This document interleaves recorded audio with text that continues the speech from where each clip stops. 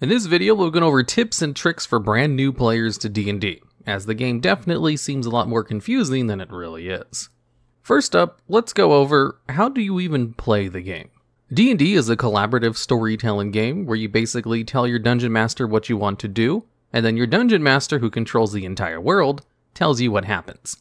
The thing that makes it a game is the fact that you roll dice for activities which might be difficult and have a chance at failing. For example, you and your party members are entering a mine shaft, and you hear some noises from behind a wall. You can tell your dungeon master that you want to sneak over and see what's going on, so the DM may ask you to perform a stealth check. The difficulty for this action is determined by a number of factors, but for this example we'll just say the difficulty threshold is like 10.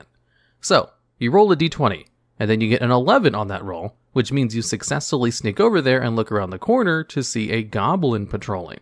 Then you decide what to do next. Do you wish to ambush the goblin and attack them?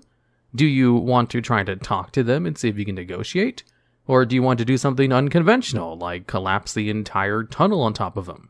All of these things would constitute different kinds of rolls, and the difficulty of these rolls and what you need to roll in order to succeed is left entirely up to the DM, who tells you the outcome of your rolls, as well as what kind of roll you need in order to make to attempt any of these creative feats. So if you're just a brand new player to the game, you don't really have to know much to start, as the DM is the one who basically determines what kind of rolls you're making anyway. And if you have a good DM, they'll work with you in order to help you accomplish your tasks instead of against you. If you wish to attack something, you have the attack roll, which is just a d20 as well. If you're trying to save against a magical effect or some kind of trap, generally you perform a saving throw roll, which is also a d20. And if you want to perform some kind of skill like stealth, investigating, or just persuading, that also constitutes a d20 roll. Where you get into the nitty-gritty is just where your character's stats and modifiers allow you to increase the chances of that roll being higher than the difficulty threshold.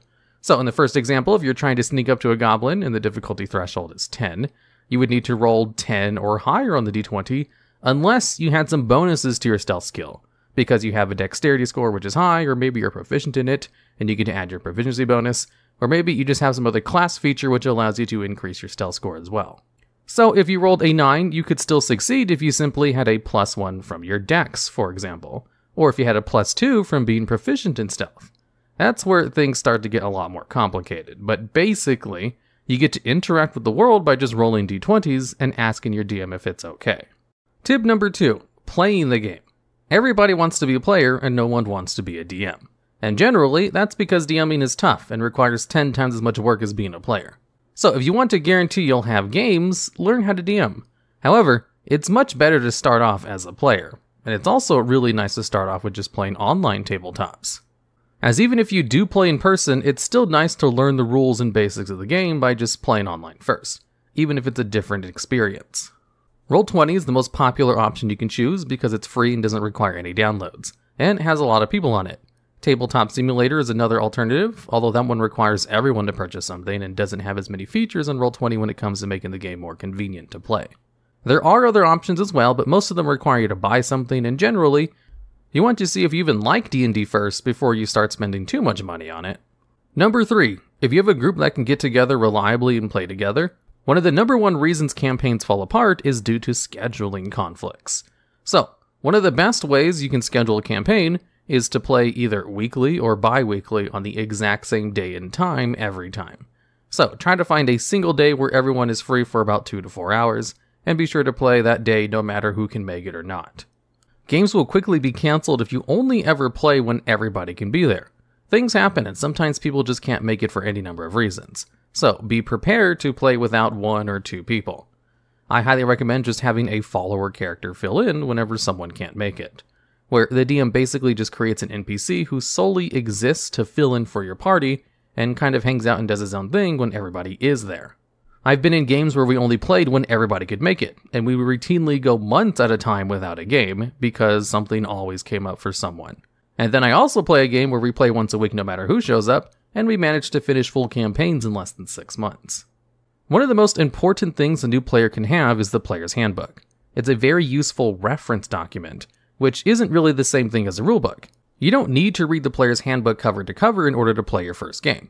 You can just kind of go in blind as long as your DM is able to walk you through your character creation process. However, it is nice to know things that your character can do by rules as written, like how you can gain extra AC by hiding behind a tree and gaining 3/4 cover, or how you can stabilize dying party members with a simple medicine check without needing any special spellcasting or items.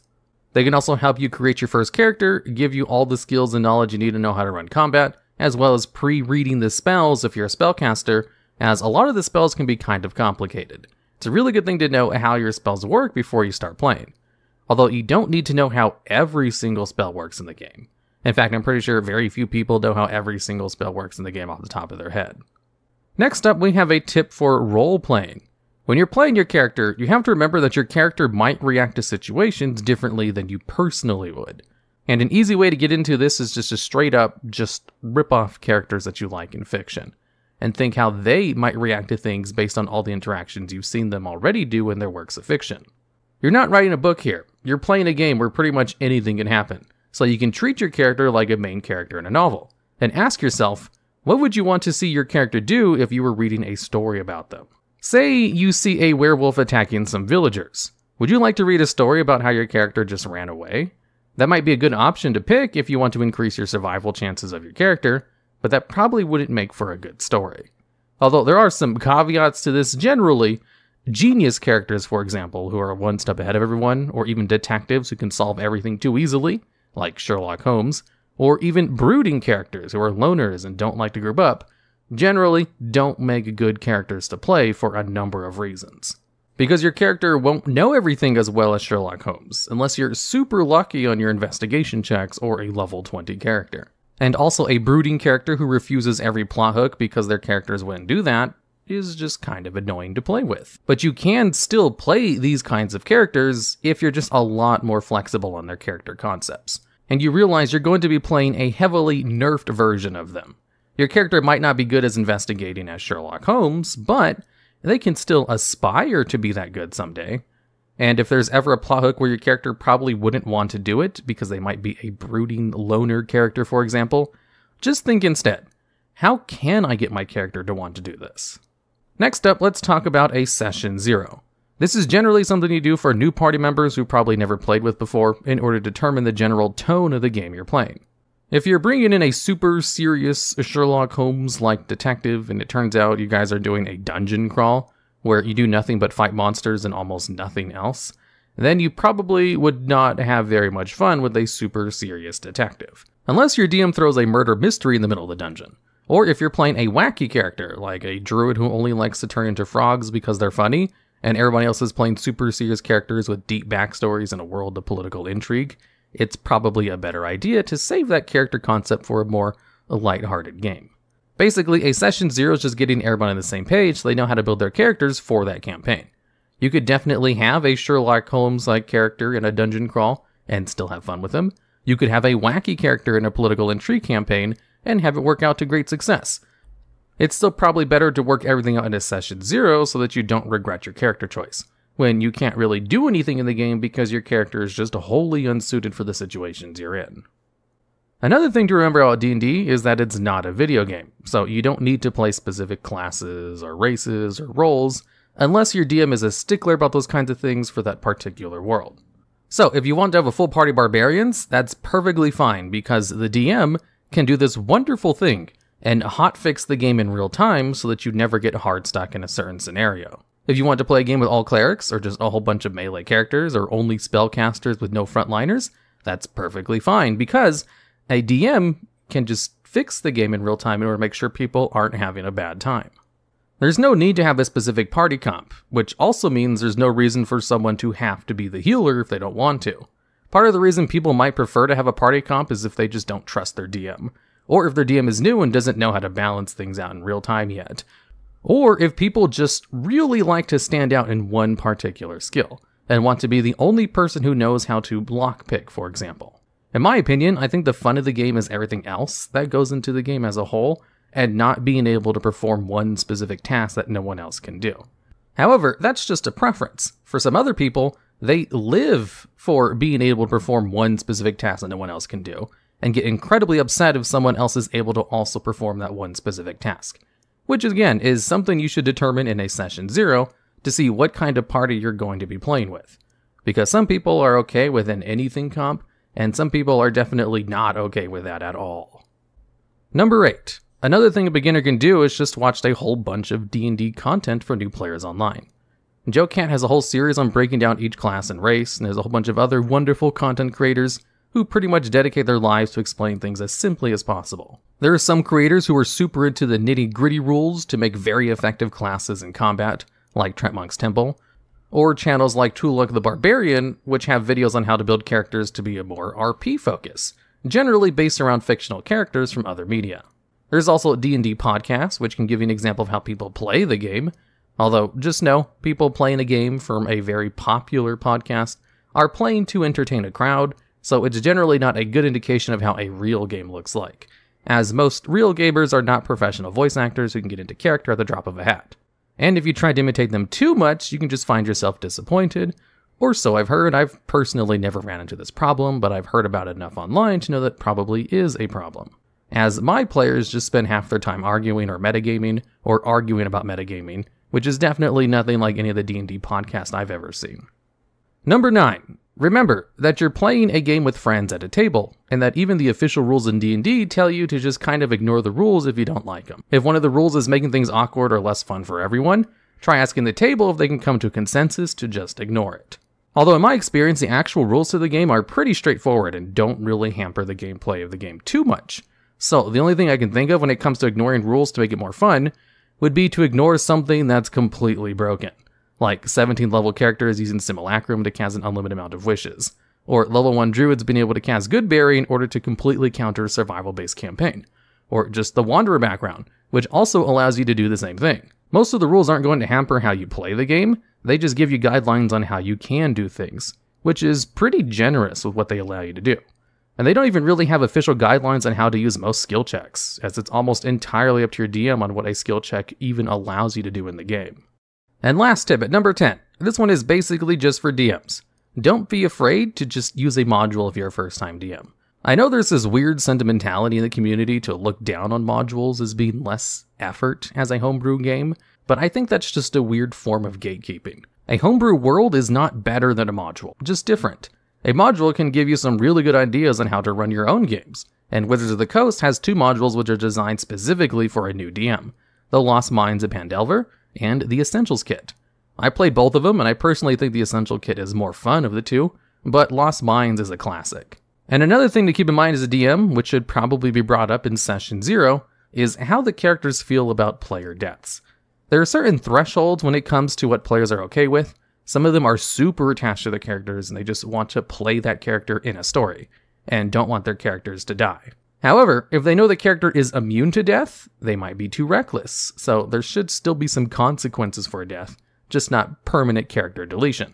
Whereas other characters are totally fine with player deaths. If that's what happens in the story, that's just what happens. And there are some players who like a super hardcore system where everybody dies all the time, like early D&D. This is definitely something to figure out before a game even starts. If a character death happens, to maybe just ask them if they want a Deus Ex Machina to happen to save their character, or if they're okay with just letting what happened happen. Remember, everybody's there to have fun, and the DM is able to do pretty much whatever they want in order to accomplish this goal. And most DMs have fun when their players are having fun. In this video, we'll be going over the 10 most powerful player character races in D&D 5e. Basically, the ones that are pretty stacked with a whole bunch of useful racial traits. And at number 10, we have the Kobold from Volo's Guide to Monsters.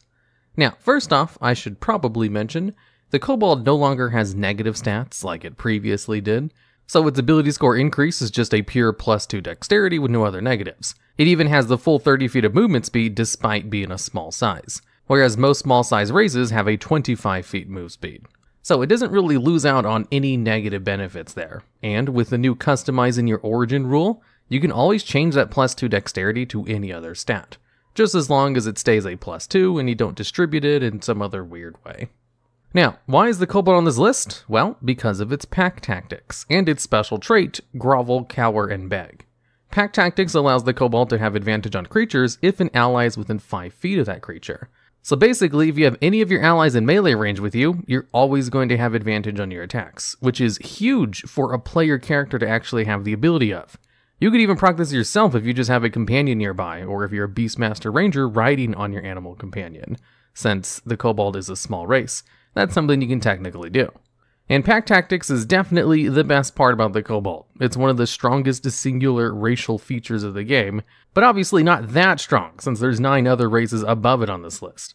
And it has another ability called Grovel, Cower, and Beg, where once per short or long rest, you can use your action in order to activate the ability, which causes your character to pathetically cower and cry, which gives your allies advantage on all nearby enemies within 10 feet of you and that can see you.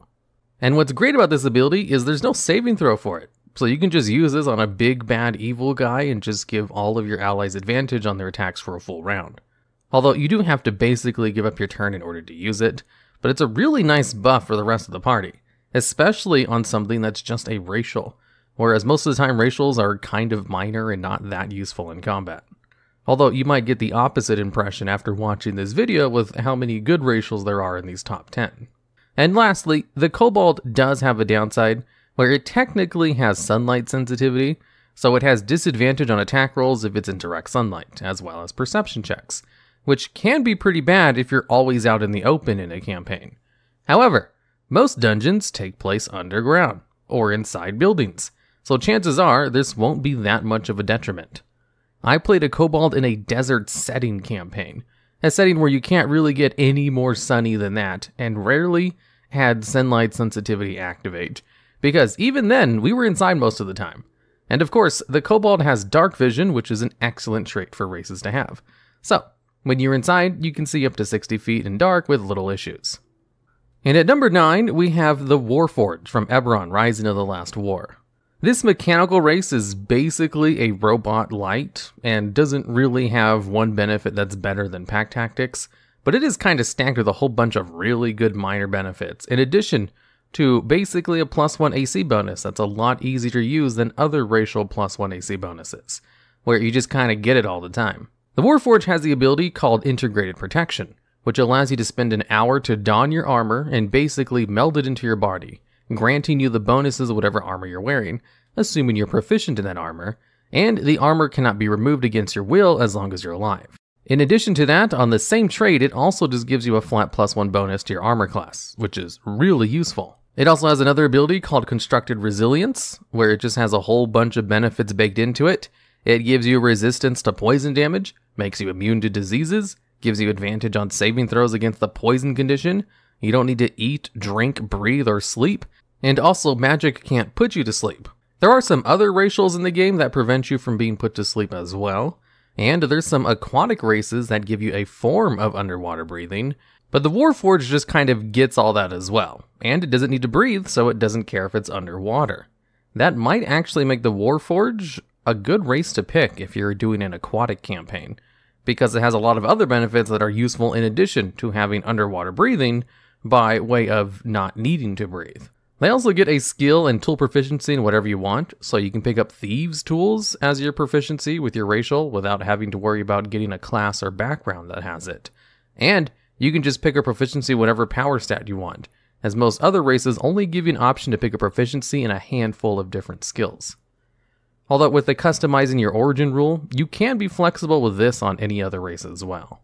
And it even has benefits when it's resting, because with their Sentry's Rest ability, they do need to stay motionless for at least 6 hours during a long rest, but they're not unconscious, and they can see and hear as normal, which means you can basically be a lookout during a long rest without having to actually sleep.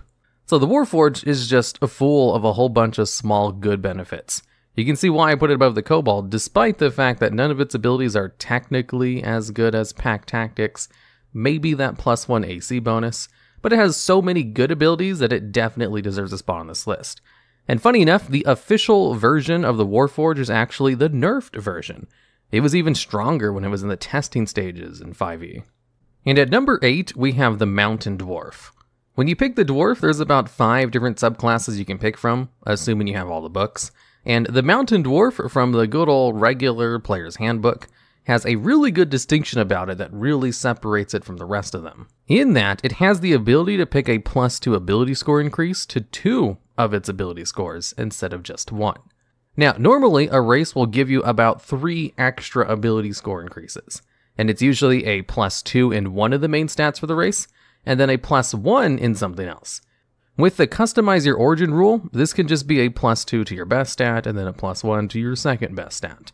But with the Mountain Dwarf, and of course the Customize Your Origin rule, this becomes a +2 to your best stat and your second best stat. And it's the only race in the game that's able to give you a +2 to 2 of your stats instead of just 1 of them. And that's the strongest part of the Mountain Dwarf, if using the Customize Your Origin rule. Without the rule, instead you get a +2 to your Constitution and a +2 to Strength, which is also good for certain classes. Anyways, outside of the really good ability score increase, the Dwarf is also just full of a whole bunch of minor useful abilities as well. The Dwarf has Dark Vision, resistance to poison damage, and advantage on saving throws against poison, and the Mountain Dwarf even gives you an extra proficiency in light and medium armor. So if you want to wear medium armor and be a spellcaster, the Mountain Dwarf is a good way to pick that up and get good stats. Although there is a negative to the Mountain Dwarf, it only has 25 movement speed, so it's 5 speed slower than normal races. But it gives you the ever-important +2 and 2 stats, which makes it a really good choice numbers-wise, and definitely lets it take a spot on this list. The other ones above the Mountain Dwarf all beat it by virtue of just having 1 or 2 overpowered abilities, or having a collection of really powerful abilities, like the next spot on this list. And at number 7, we have the Protector Aasimar. The Aasimar has 3 different subclasses you can pick when you have Volo's Guide to Monster, but even without adding on the subclass features, it's still a really good pick. You see, the Aasimar has a trait called Celestial Resistance, which gives you resistance to 2 types of damage, Necrotic and Radiant, which makes the Aasimar the only racial to grant 2 resistances to damage types, when it's already really good to get a single resistance to a damage type from a racial. Although depending on the campaign, you might never encounter necrotic or radiant damage, or you might encounter it all the time. This could be considered a niche pick depending on your game, but getting 2 resistances from a racial is actually kind of big. Also, it has Dark Vision, which is just kind of standard.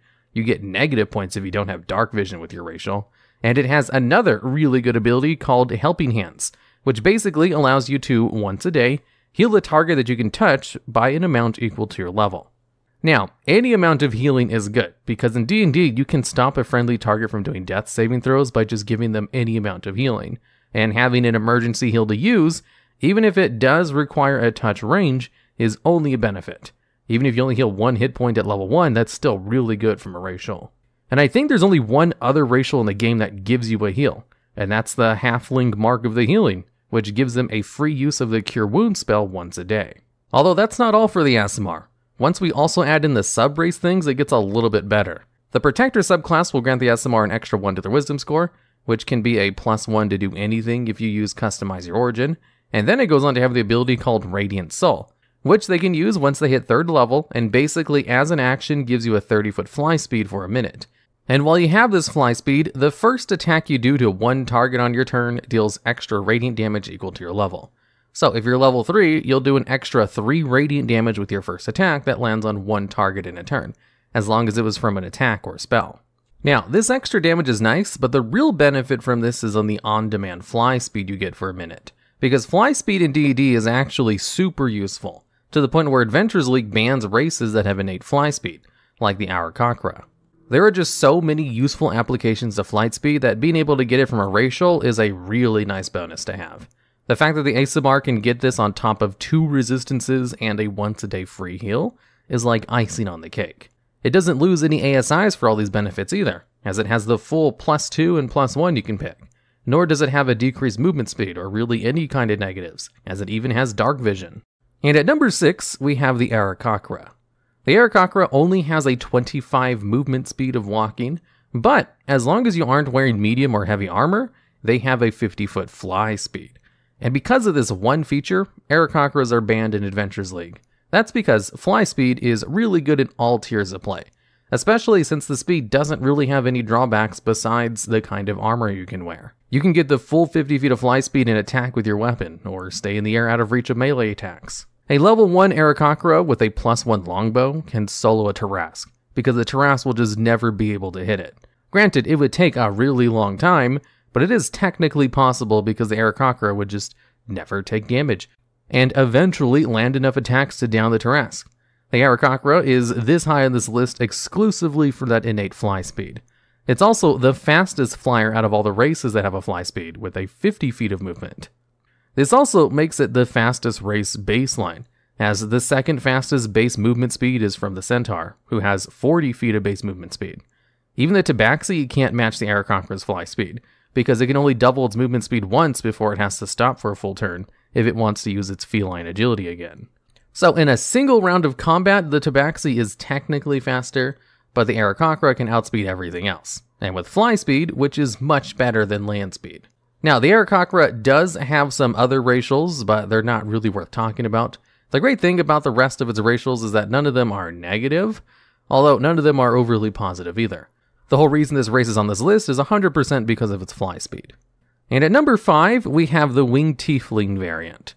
Now, the Tiefling race has a whole bunch of sub-races, probably more than any other race, and one of its sub-races is called the Winged variant, which basically gives them bat-like wings, and as long as you aren't wearing heavy armor, gives you a 30-foot fly speed. Although the wings do come at a cost, if you take the variant, then you lose the Infernal Legacy trait. Infernal Legacy is actually a pretty decent racial trait as well, as it gives you access to 3 spells as you level up. At level 1 you get Thaumaturgy, at level 3 you get Hellish Rebuke that you can cast at 2nd level, and at level 5 you gain the Darkness spell. And the spells which have a spell slot associated to them can be cast once a day each for free. So you're basically giving up Hellish Rebuke and Darkness for fly speed, and that's a very worthwhile trade-off, especially as its fly speed allows you to actually use medium armor, where the Aarakocra can't. They both can't fly with heavy armor though.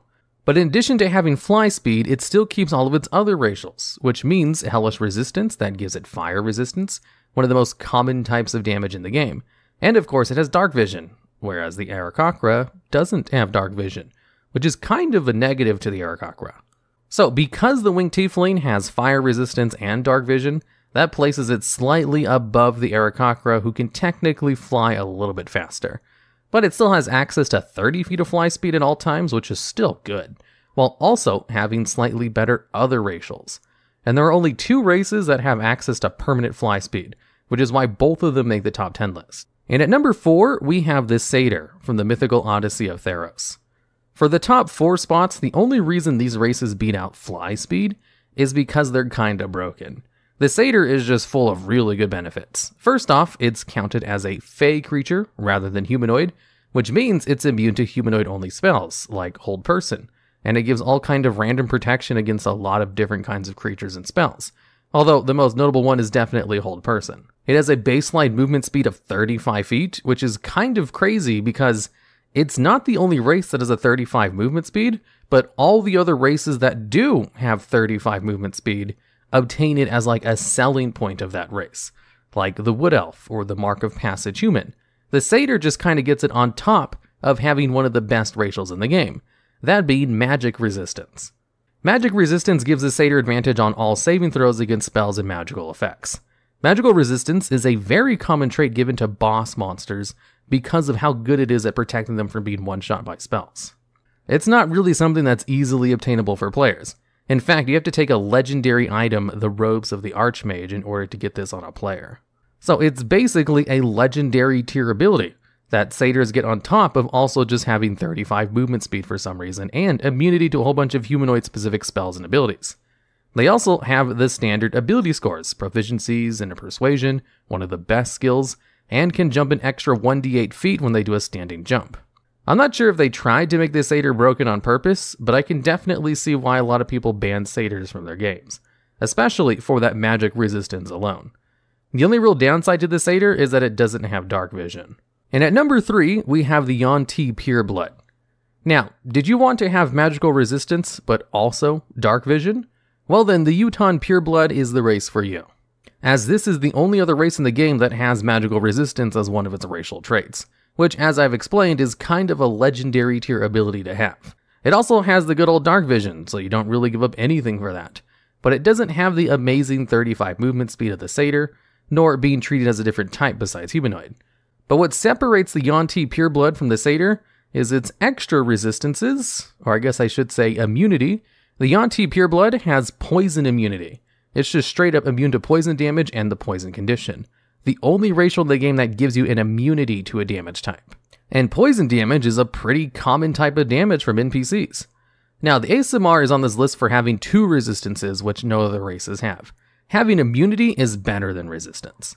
In addition, it has racial spells that it can cast just like the Tiefling's Infernal Legacy trait, where at first level it knows the Poison Spray cantrip and has the ability to cast Aminal Friendship an unlimited number of times, but it can only be used on snakes, which allows you to charm a snake for 24 hours if it fails the saving throw set by your charisma. And at third level, it gains the ability to cast a suggestion spell once every long rest. Now, I made a video on the best utility spells in the game, and suggestion made it at number 6 on that list. It's an incredibly useful spell that I've even heard some games online say that they banned it because it's too good, as it basically allows you to mind control someone in a very specific way for 8 hours, as if they fail a wisdom saving throw, they have to listen to whatever one sentence command you give them as long as it doesn't result in their death. So you can use it to just tell a guard to go home if you want to escape a sticky situation, for example. So getting it once a day for free is super good. So with all of these really good benefits, what's the downside of the Yuan-Ti Pureblood? Well, it's not its ability scores because it has the normal +2 and +1, it's actually its alignment, because technically, the Yuan-Ti Pureblood are typically neutral evil. You can totally just ignore the alignment and reap all the benefits of the Pureblood though. But that's really the only downside they have. The Purebloods are kinda broken, even more so than the Satyr. Generally, the Pureblood and Variant Human are banned in a lot of homebrew games. And at number 2, we have the Variant Human. The Human has 2 variants that it can be, where it can either be the Standard Human, which gives them an impressive +1 to all of their ability scores, giving it the highest amount of total ASI increases that a race can have, or you can pick Variant Human, which only gives you a +1 to 2 of your ability scores, but also allows you to pick any feat you want. And it's the feat availability that makes it the most picked race in the game. If we were to assign scores to racial traits to determine which ones are better than others, by giving them a numerical value, we could say resistance to a common type of damage, like fire or poison, is probably worth a 4 out of 10. Pretty good. Being able to have a +1 AC bonus is more like an 8 out of 10. Pack Tactics would get a similar score. And being able to pick any feat of your choice is like a 20 out of 10. It's just so good of a trait that it almost blows all the other ones out of the water. If we were to use that same scale though, magic resistance would be something like a 19 out of 10, and 30 feet of fly speed would probably be a 16 out of 10. So some of the traits are just way more valuable than others, and being able to pick up a feat is definitely one of them. If you want to know how powerful a feat can be, I suggest watching my video on the top 10 best feats. Even if I might have gotten 1 or 2 things wrong, like how you can just use a one-handed crossbow in order to use the crossbow expert's bonus attack. But other than a few minor hiccups, most of the information is pretty spot on. And the feats are varied enough where they're useful to pretty much every single class. You could take something like Sharpshooter on a bow-using class to give you incredible amounts of extra damage.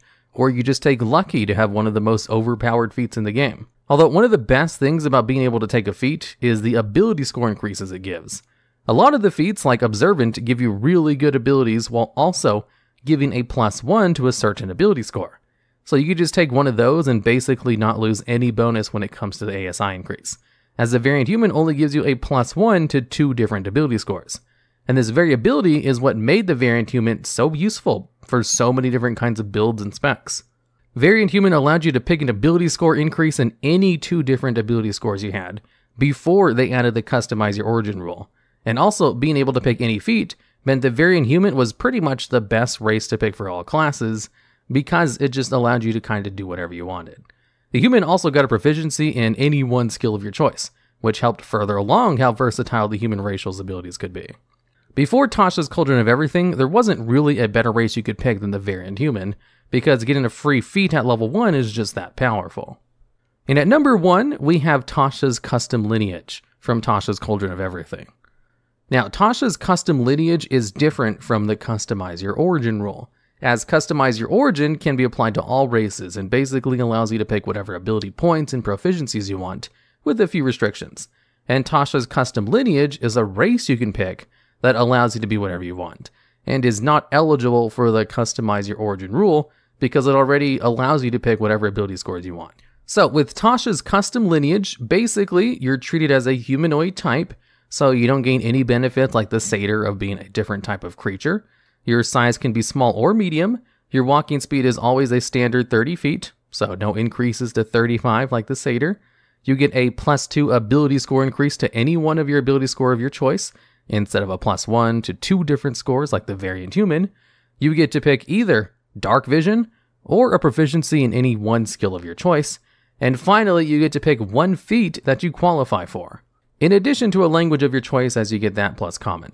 Now, Tasha's custom lineage exists basically if you want to play a homebrew race, where if you want to play something that's like a half-orc, a half-elf, and a half-human, since that wouldn't exist in one of the D&D standard races.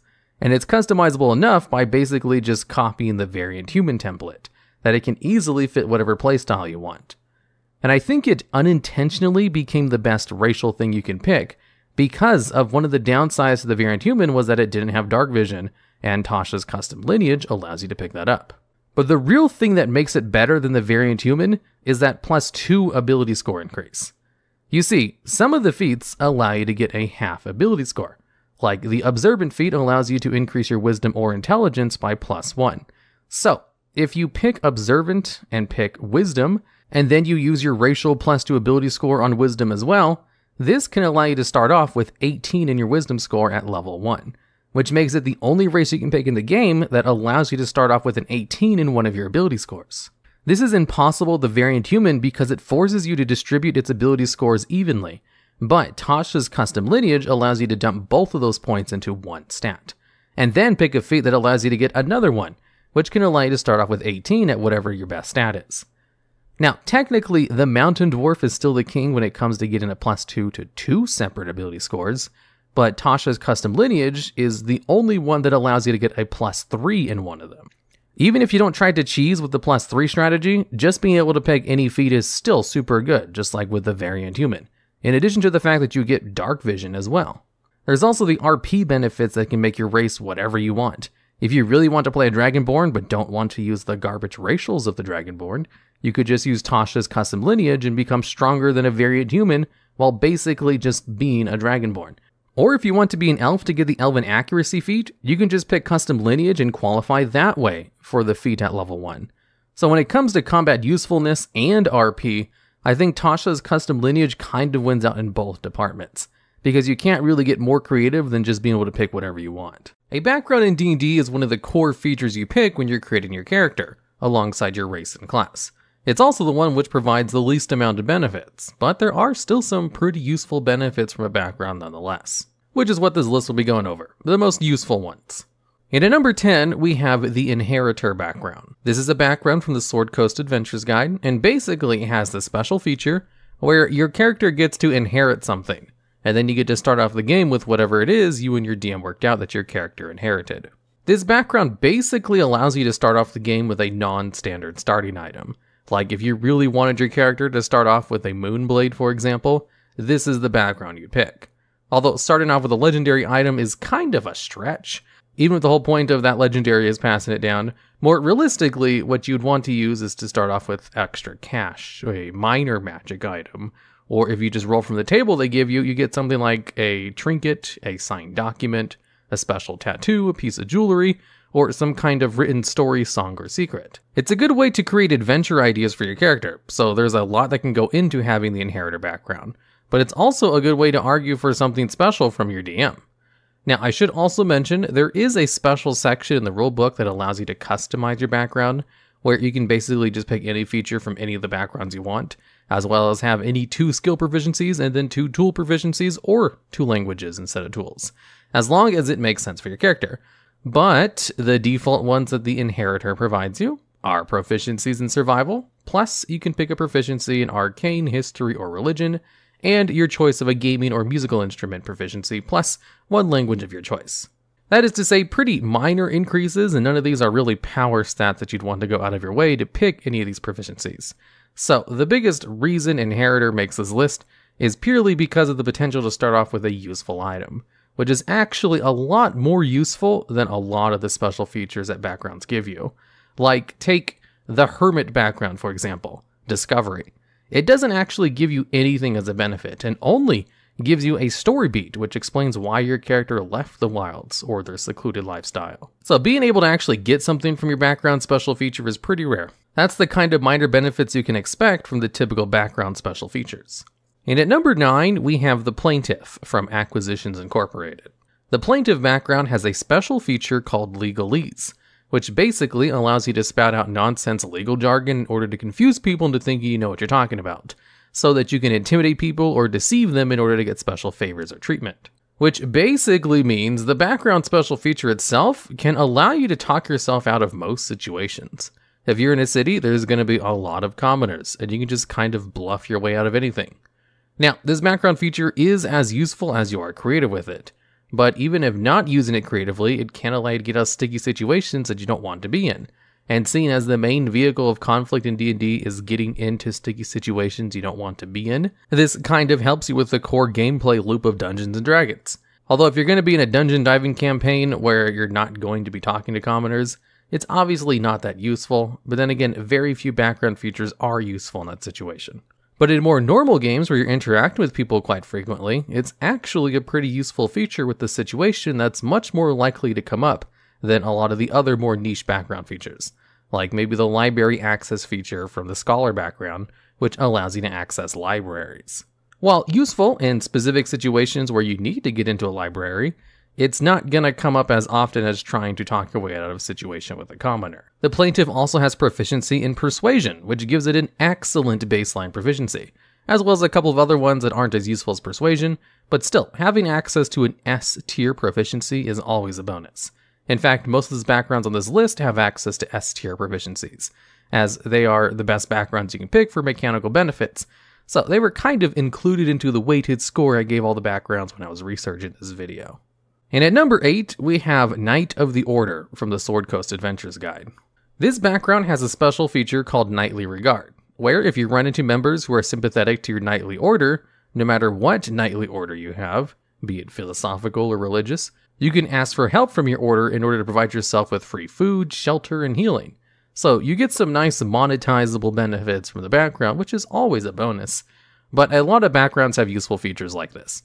What sets this background apart from others whose sole feature is to give you free food and shelter occasionally is that it has an additional feature where you can ask for occasionally risky assistance, such as a band of local citizens rallying to aid a sorely pressed knight in a fight, or to ask them in aiding and helping you smuggle out of a town when you're being hunted unjustly. So basically what this means is this background can give you a mob of commoners to help you in a fight, which allows you to call on your mob justice in order to help in combat that might take place in a town. Now, it's very situational how you'd even be able to get the combat assistance, but it's the only background feature which has a built-in way of granting you combat assistance, while also giving you the benefits of the Acolyte background, basically, where you get free place to stay and eat and heal if it's associated to your order. So even if you never use the mob justice feature, you still basically have an Acolyte background as well. So you're not missing out on anything. And the proficiencies are pretty good too. It gives you proficiency in Persuasion, an S-tier proficiency, in addition to one other minor one, a minor tool proficiency and one language of your choice. Now, the only reason this one isn't higher on this list, seeing as it's the only background that might give you a combat benefit, is because it's pretty situational how you can even get that combat benefit. And also, commoners aren't that strong anyway, but having the option is still pretty nice when the background gives you combat benefits. And at number 7, we have the Celebrity Adventurer Scion.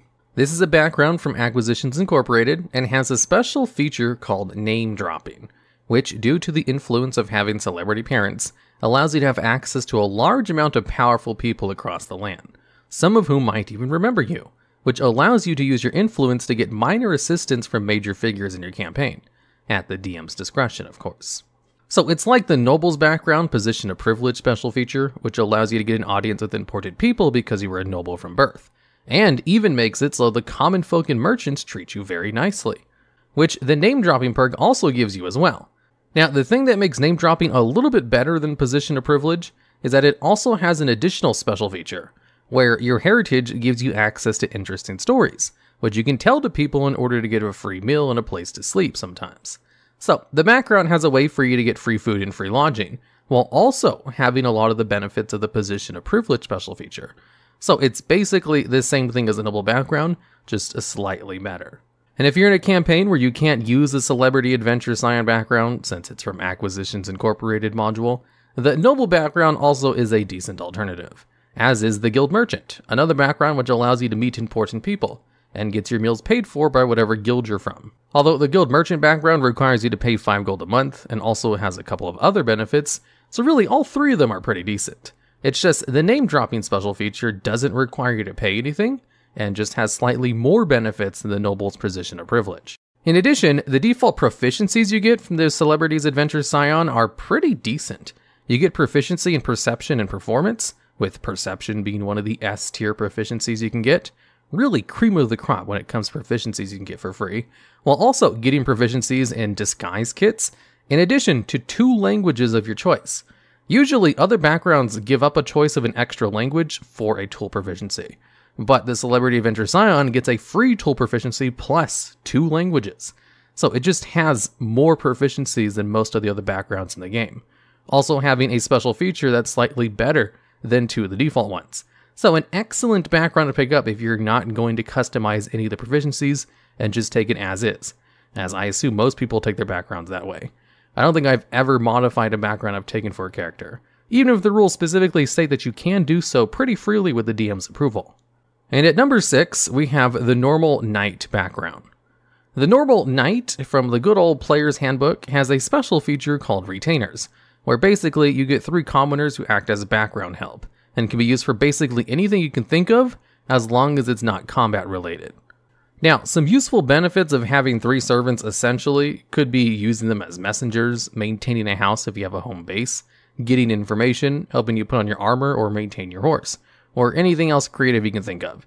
You literally just get 3 helpers to do whatever you want with, as long as you don't mistreat them or use them in combat. You also have the option to substitute one of your commoners for a noble, who can serve you as a squire, which can allow some RP benefits of maybe getting a light version of the noble background position of privilege through your squire. The knight also has access to the persuasion proficiency, which is a big bonus, but really the main benefit of the knight is its really good retainer special feature. And at number 5, we have the Urchin. The Urchin has the City Secret special ability, which basically allows you to move twice as fast through a city as long as you're not in combat, as well as providing its benefits to your allies since it's flavored around, you knowing the patterns and special alleyways of a city to navigate it quicker. Having double movement speed in cities is pretty situationally useful, as it would be way more useful if you can get this during combat, so that you could run away better. But out of combat, it's still okay. One of the main benefits of the Urchin is having a pretty decent special feature on top of having 2 S tier proficiencies. Those being proficiencies in Stealth and Thieves Tools. Stealth is an incredibly useful skill to have proficiency in, and Thieves Tools is such a useful item proficiency that it could be worth picking up the Urchin background just to get the proficiency in Thieves Tools. In fact, it's super valuable to have at least one person in your party who has a proficiency in Thieves Tools because of how often you come into locked doors that can only be opened with Thieves Tools. However, if you're only picking a background for proficiencies, and you don't want to modify them by just asking the DM and are trying to go with ones that are listed in the book only, then technically the Spy and Criminal backgrounds have slightly better proficiencies than the Urchin, as the Spy and Criminal also have access to Stealth and Thieves Tools proficiencies, but also get a proficiency in Deception, which is slightly better than the Sleight of Hand proficiency of the Urchin or the Disguise Kit, but only slightly. That's why we still have Urchin on this list and not Spy or Criminal. The Spy and Criminal special features aren't really as useful as City Secrets either, as they both have Criminal Contact as their special, which basically just gives you a contact in the criminal world that you can talk to who can give you info maybe, which could be more useful than City Secrets depending on your campaign. But always having the benefit of moving 2 times speed in towns is just slightly better, mechanically speaking, than being able to pass on a message to a single contact in the underworld. But whatever the case, all 3 of these backgrounds give you proficiencies in Thieves, Tools, and Stealth, which are the important parts of them, if you don't just pick those up by modifying whatever background you want to have them instead. I can guarantee you most people who pick these backgrounds do so just for the proficiencies alone. You don't get as many proficiencies as the Celebrity Adventure Scion, but no background does. I think that one might just be an exception of having 1 more proficiency than all the others. And at number 4, we have the Courtier.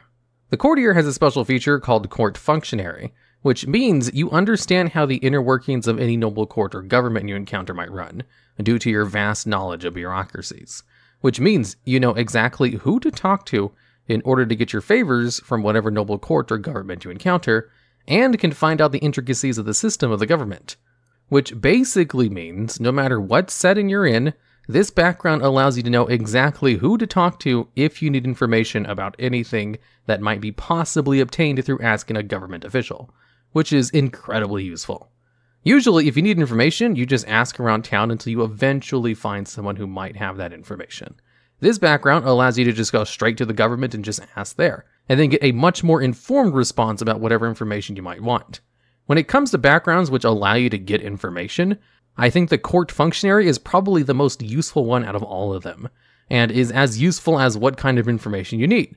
I don't think I've ever ran a game or been in a game where we didn't need to get information on something by asking people, and this basically gives you a direct line of reference to some prime information.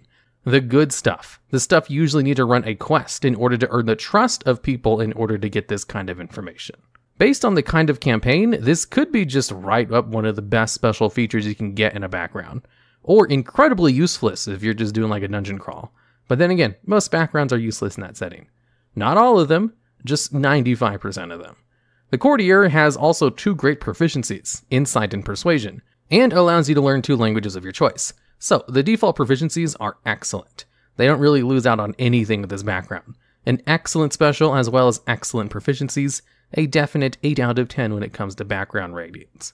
And at number 3, we have the Marine from Ghosts of Saltmarsh. This background gives you the special feature called Steady, and what Steady does is allow you to move up to twice the normal amount of time per day before being subject to the forced march rules. Additionally, you can automatically find safe routes if you're on a boat in order to find seashore, assuming a route exists. Now, what's really good about the Steady feature is the fact that it literally doubles the amount of time you can move per day. By default, you can only travel for 8 hours a day, and attempting to travel for an hour past that point requires you to roll a Constitution saving throw, starting at 10 and then increasing by 1 for every hour you keep going past 8. And if you fail any of these Constitution saving throws, then you get a point of exhaustion. And if you have 6 points of exhaustion, you die. Although you stop being able to move at 5 points of exhaustion, so it's really hard to kill yourself on a forced march. But it's real easy to put some real nasty debuffs on yourselves with all of those levels of exhaustion. And there are some campaigns where you really need more than 8 hours of travel time per day, because travel time itself can be a main part of the campaign, like it is in the Icewind Dale adventure module, where traveling between the 10 towns is a main feature of the game that becomes very important on how much travel time you can do per day during certain points of the adventure. So being able to have double the amount of movement speed per day is kind of bonkers. This is a super good special feature to get from a background, unless you're in a campaign where that kind of movement speed doesn't matter at all, and all travel time is done between adventures, then it's a pretty minor benefit, which is very standard for background features. And outside of its special feature, it is pretty so-so with skills and tool proficiencies, and doesn't give you any extra languages, and is purely this high on the list for having a potentially ridiculously overpowered special feature, in the form of Steady allowing you to move double the amount of movement speed per day while traveling. And at number 2, we have the Gruul Anarch. This is a background feature in the Guildmaster's Guide to Ravnica expansions, so it might not be usable in all home campaigns, but it arguably has one of the most overpowered background specials out of all of them, that being the Rubblebelt Refuge.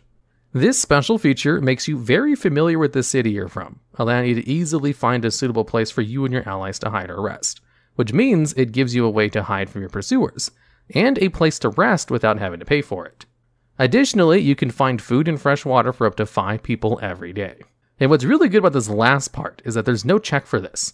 You just automatically find food and water for basically your entire party every day. In addition to the feature of being able to find a free place to sleep and being able to run away from danger if you're in a city. All of these are good features, but it's definitely that last part which is the best. The only thing that probably knocks off some points for this special feature is the fact that it only takes place in a city, where being able to find free food and water isn't as important as out in the wilds.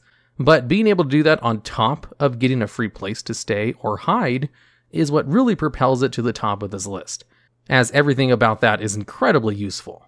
And at number 1, we have the Outlander, a background from the good old normal player's handbook, so no having to worry about being from an expansion book like the previous couple spots.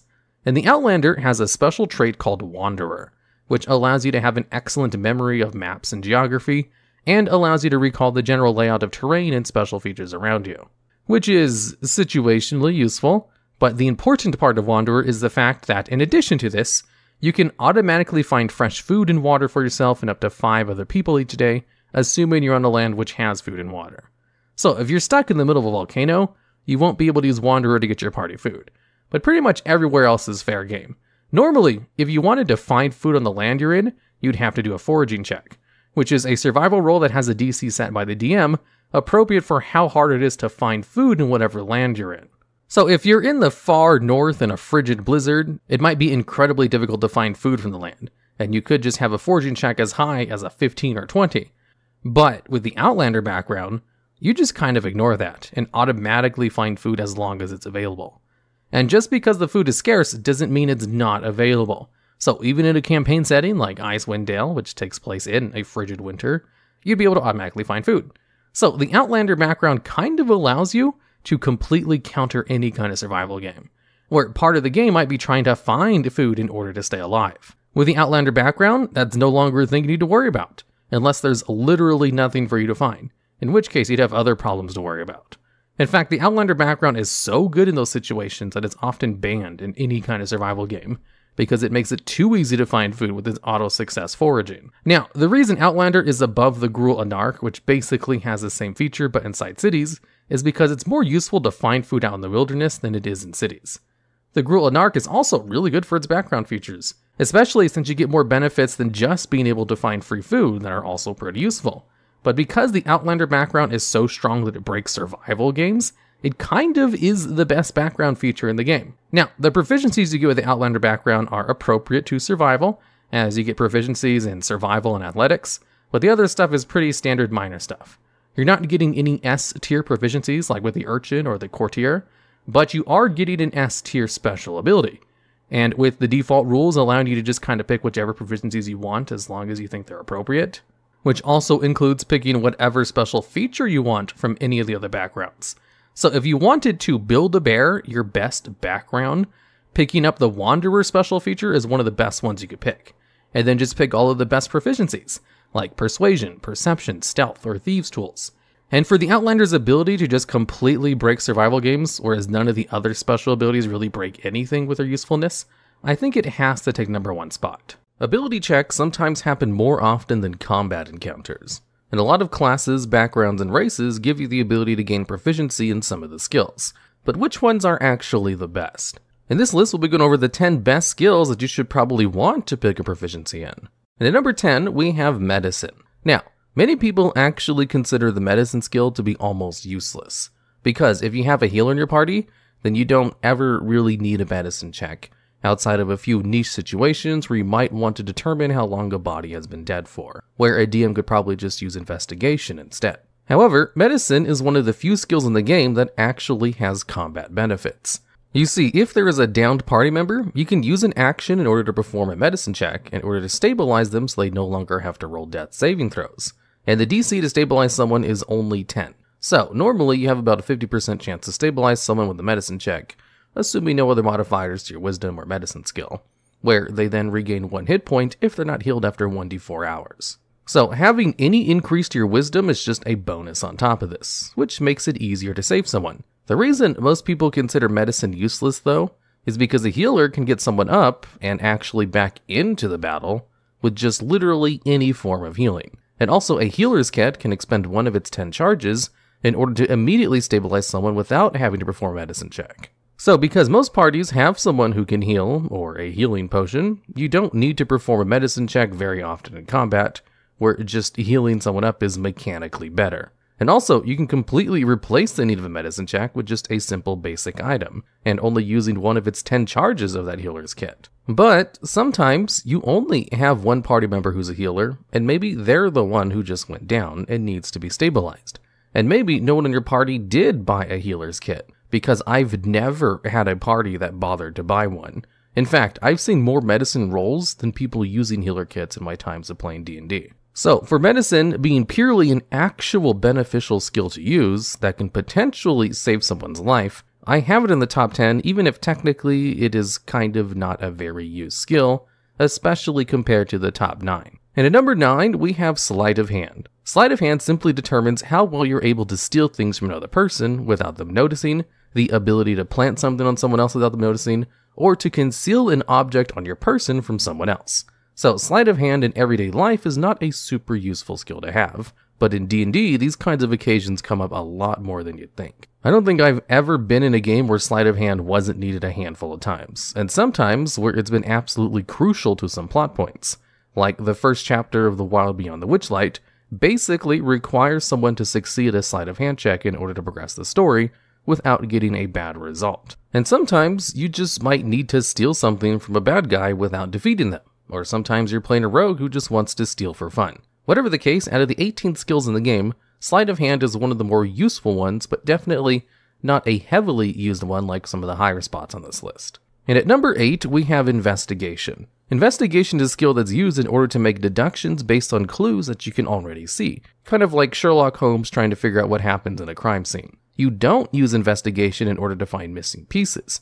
You use investigation in order to try to figure out what's happened based on things you already know of. Although a lot of the times I've seen in other games, people use investigation in order to find traps or to just look for things, something that's covered by a different skill that we'll talk about later on in the list. And because it's so commonly used for a purpose it wasn't really intended for, it actually gets used quite a bit in a lot of games. Now, the rulebooks for D&D don't really have hard, fast rules of what you can and can't do with a lot of the different skills, and normally they just kind of reference the skills randomly in different rules, so it's perfectly fine to use investigation in this way, since some of the suggested ways to use it are to find the location of a hidden object, figure out what kind of weapon causes a certain kind of wound, or even use to determine the weak points in a tunnel in case you wish to collapse it. And at number 7, we have acrobatics. Acrobatics is a dexterity check where the most I've ever seen it used in a game is someone trying to convince me that they can use it instead of athletics for something. Because acrobatics is kind of like the skill check equivalent of a saving throw to an extent. Because there's a lot of monsters and rules in the game that allow you to make a contested roll, where you choose to either use acrobatics or athletics. And normally people have a higher dexterity score than a strength score, so most of the time they want to use acrobatics. Now, what acrobatics is actually used for is not half bad in the average adventuring game of D&D. You can use it to run across a slippery floor, balance on a tightrope, or trying to perform some kind of acrobatic stunt, like diving, flipping, or maybe even jumping off of a wall. Acrobatics really allows you to be creative with how you use your character, and it kind of exists as a way for your DM to allow you to attempt something crazy. And at number 6, we have athletics. Athletics is really the more useful of the two physical skill checks, as a lot of the rules and modules call for athletic checks way more than acrobatics. If you wish to perform the combat options of either a grapple or shove, for example, they require you to perform an athletics check and then contest it by your opponent's either athletics or acrobatics check. Athletics is also used for a whole bunch of strength-related things, which just comes up a lot more often than you'd think, like climbing, jumping, or swimming in situations that are more difficult than normal. But since a lot of the official rules for combat options kind of require athletics, it is slightly better than acrobatics. And a lot of the modules call for more athletic rolls on average than acrobatic ones too, just because of how much more common it is need to do something athletic than to tumble around and do a flip. And at number 5, we have deception. Deception is your ability to convincingly lie to a target or to just convincingly hide the truth. Like a guard comes up and asks why there's a whole bunch of dead bodies on the floor. You would need to perform a deception check to tell them that you just found them there and didn't kill them yourselves.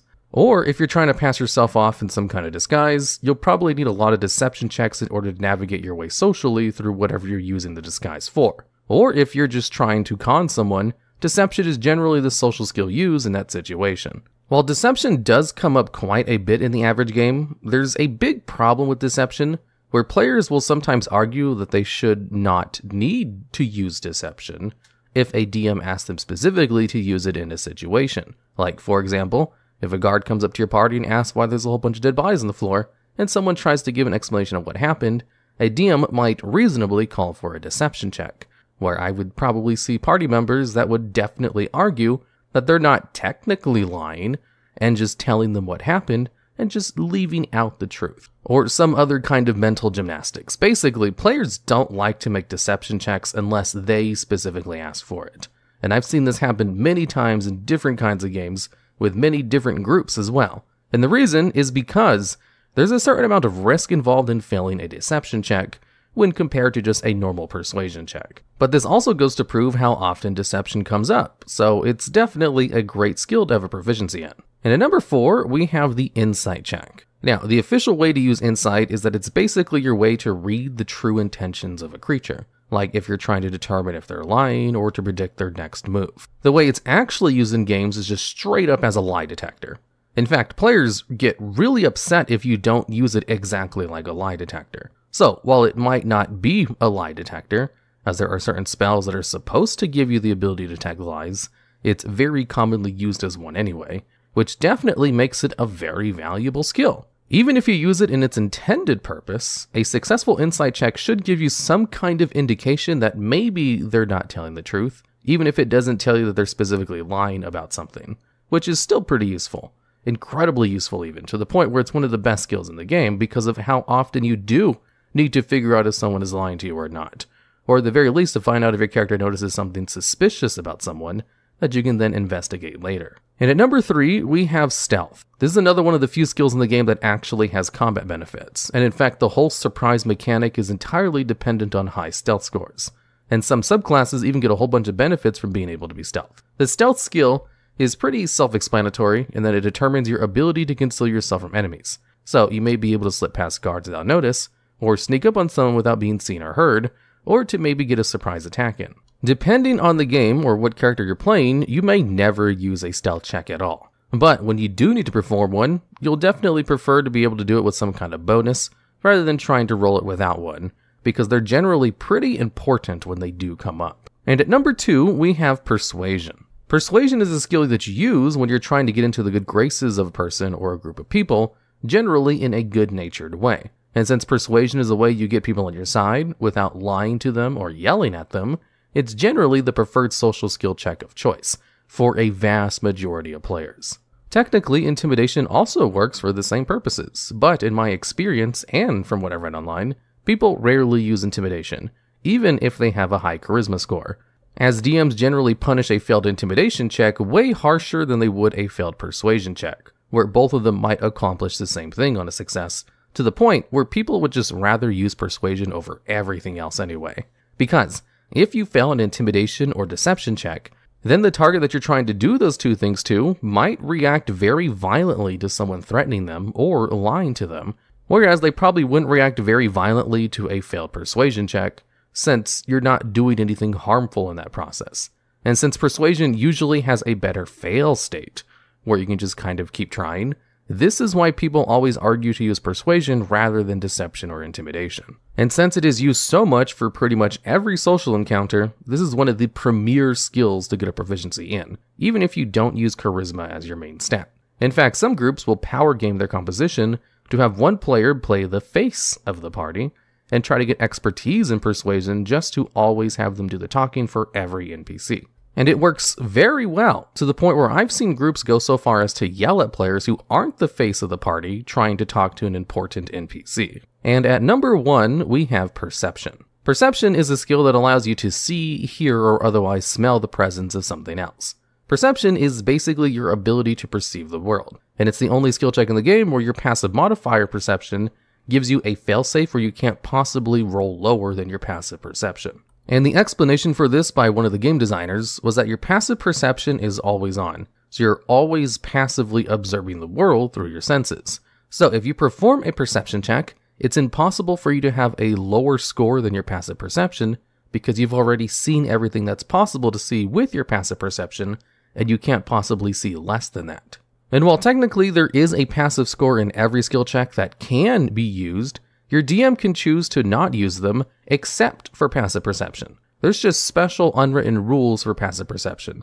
It's the only passive skill that every monster in the monster manual has a score listed on their character sheets of, for example, and also interacts with the rules of stealth and the surprise condition. And perception is a skill you use if you're trying to find trapdoors and stuff, or to determine anything that requires you to look for stuff. Perception is what you're supposed to use when you're trying to look around for something, and investigation is what you're supposed to use when you already know something is there, and you're just trying to find out more about it. This is the thing I was talking about earlier with the investigation skill, and how people will sometimes use it as a substitute for perception. And I don't really blame them, because perception is used so much already.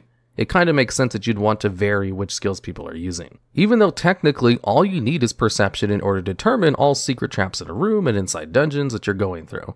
And perception is easily the most used skill in the game, because it's literally the skill that allows you to perceive the world through your character. And you could even have higher checks and perception skill checks based on which sense you're trying to use in order to perform it. Like bears, for example, have advantage on perception checks as long as they're doing it in order to smell something.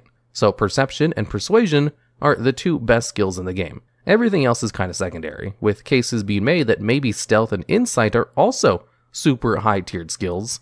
It really depends on your game, because if you don't have a rogue in your party, then it might be possible that you're never trying to be stealthy at all. If you're playing with a DM who doesn't like to use insight like a lie detector, like they probably should, then insight is not the super all-powerful skill that it's usually used as. But in pretty much every game, no matter how you interpret the rules, perception and persuasion usually come out on top. In this video, we'll be going over the best types of damage in D&D from a pure numbers standpoint. That means we're looking at the damage types that are immune and resistant to the least. Some of these damage types are harder to deal than others, so don't take this as a be-all, end-all thinking you should choose every spell with a single damage type. Starting us off at number 10, we have non-magical weapon damage. The way we calculate the best damage types was to take the number of creatures resistant to the damage type, subtract the number of creatures vulnerable to it, then divide that by 2, rounding up. Then add the number of creatures immune to the damage to give the damage type a score. The lower the score, the better the damage type. Non-magical weapon damage lumps together all 3 weapon damage types, piercing, bludgeoning, and slashing into one group, because if a monster is immune to one, it's immune to the other 2 as well. There are 198 monsters who are resistant to this damage, and 50 who are immune, while none are vulnerable, giving this a score of 149. When it comes to later on in this list, the 3 weapon damages have been split up, as they all have different scores, but at least when it comes to non-magical weapons, they are all the same, so take the bottom of this list. Next up at number 9, we have necrotic damage. This is generally thought of as one of the better damage types, at least at the tables I've been in, but statistically it takes a lower spot, as there are 108 creatures who are resistant to it, 77 creatures who are immune to it, and only 2 who are vulnerable to it, giving it a score of 130. The conception that it's one of the better types of damage probably comes from the fact that monsters resistant or immune to it are not ones that are generally used at my tables. While one of you in the comments will tell me about how you were once in a game where every monster was immune to necrotic damage and that it was horrible. And at number 8, we have psychic damage. You may be surprised to see psychic so low on this list, as it's generally considered one of the better damage types. But it is so low because there are a lot of creatures that are immune to it. In fact, it is the 4th most common damage immunity, with 87 different creatures who are immune to it, with only 1 creature vulnerable, and 45 more that are resistant. So it clocks it at a score of 109. This puts it right at the top of the bottom half of the damage types, but despite its low score, there are a lot of great psychic damage spells, like Tasha's Mind Whip, Mind Spike, or even the classic cantrip that you know and love, Vicious Mockery. So, while you have to watch out for creatures who are immune to the damage, at least you have good ways of dealing the damage, which is not something you can say for the next spot on the list. Moving on to number 7, we have acid damage. This might be another surprising one, as things like Acid Splash Cantrip are kinda bad. But while there aren't many good spells that deal acid damage, there are only 76 creatures that are resistant to the damage, and 58 that are immune, with 1 that's vulnerable. This means its score is only 96, and of the 14 different damage types in 5th edition, it sits right at the bottom of the upper half, despite being in the lower part of this list.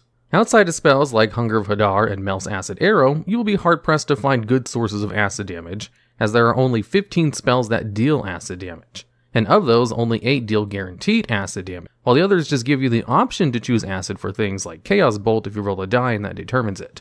Still, while only at the number 7 spot on this list, it's a damage type more people should consider using. And at number 6, we have Thunder damage, with only 58 creatures resistant to it and 19 immune, as well as 5 who are vulnerable. We're moving well into the double-digit scores now, as Thunder damage comes in at 46. Which is the biggest drop yet, as it is 50 points better than Acid. However, similarly to Acid, there are very limited number of spells that actually deal thunder damage. However, while it is hard to find big damage spells like a thunder version of Fireball, there are a bunch of low-level thunder spells that are quite good. Things like Booming Blade, which is an excellent cantrip for melee casters. And while it didn't make the list, if you are interested in the best cantrips, you can check out my video on the top 10 best cantrips. It was the first video released on the channel. There are a couple of other good low-level thunder spells, like Thunderclap and Thunderous Smite, as well as a 3rd level spell, Thunderstep, which is basically the next step up in teleportation spells above the 2nd level Misty Step, but below the 4th level Dimension Door. The strongest straight thunder spell is the 5th level Destruction Wave spell, which deals 5d6 thunder and 5d6 radiant damage. But at 5th level, it's a bit underwhelming, and also half the damage isn't even thunder. Still, while the spells are few and far between, at least unlike acid damage, the spells it has are reasonably good. Starting the top half of this list at number 5, we have magical piercing damage. Now this may come as another surprise, but there are very few creatures that have resistance to this damage type. In fact, there are only 45 creatures that are resistant, and there are 0 that are either immune or vulnerable, so it has a score of 23.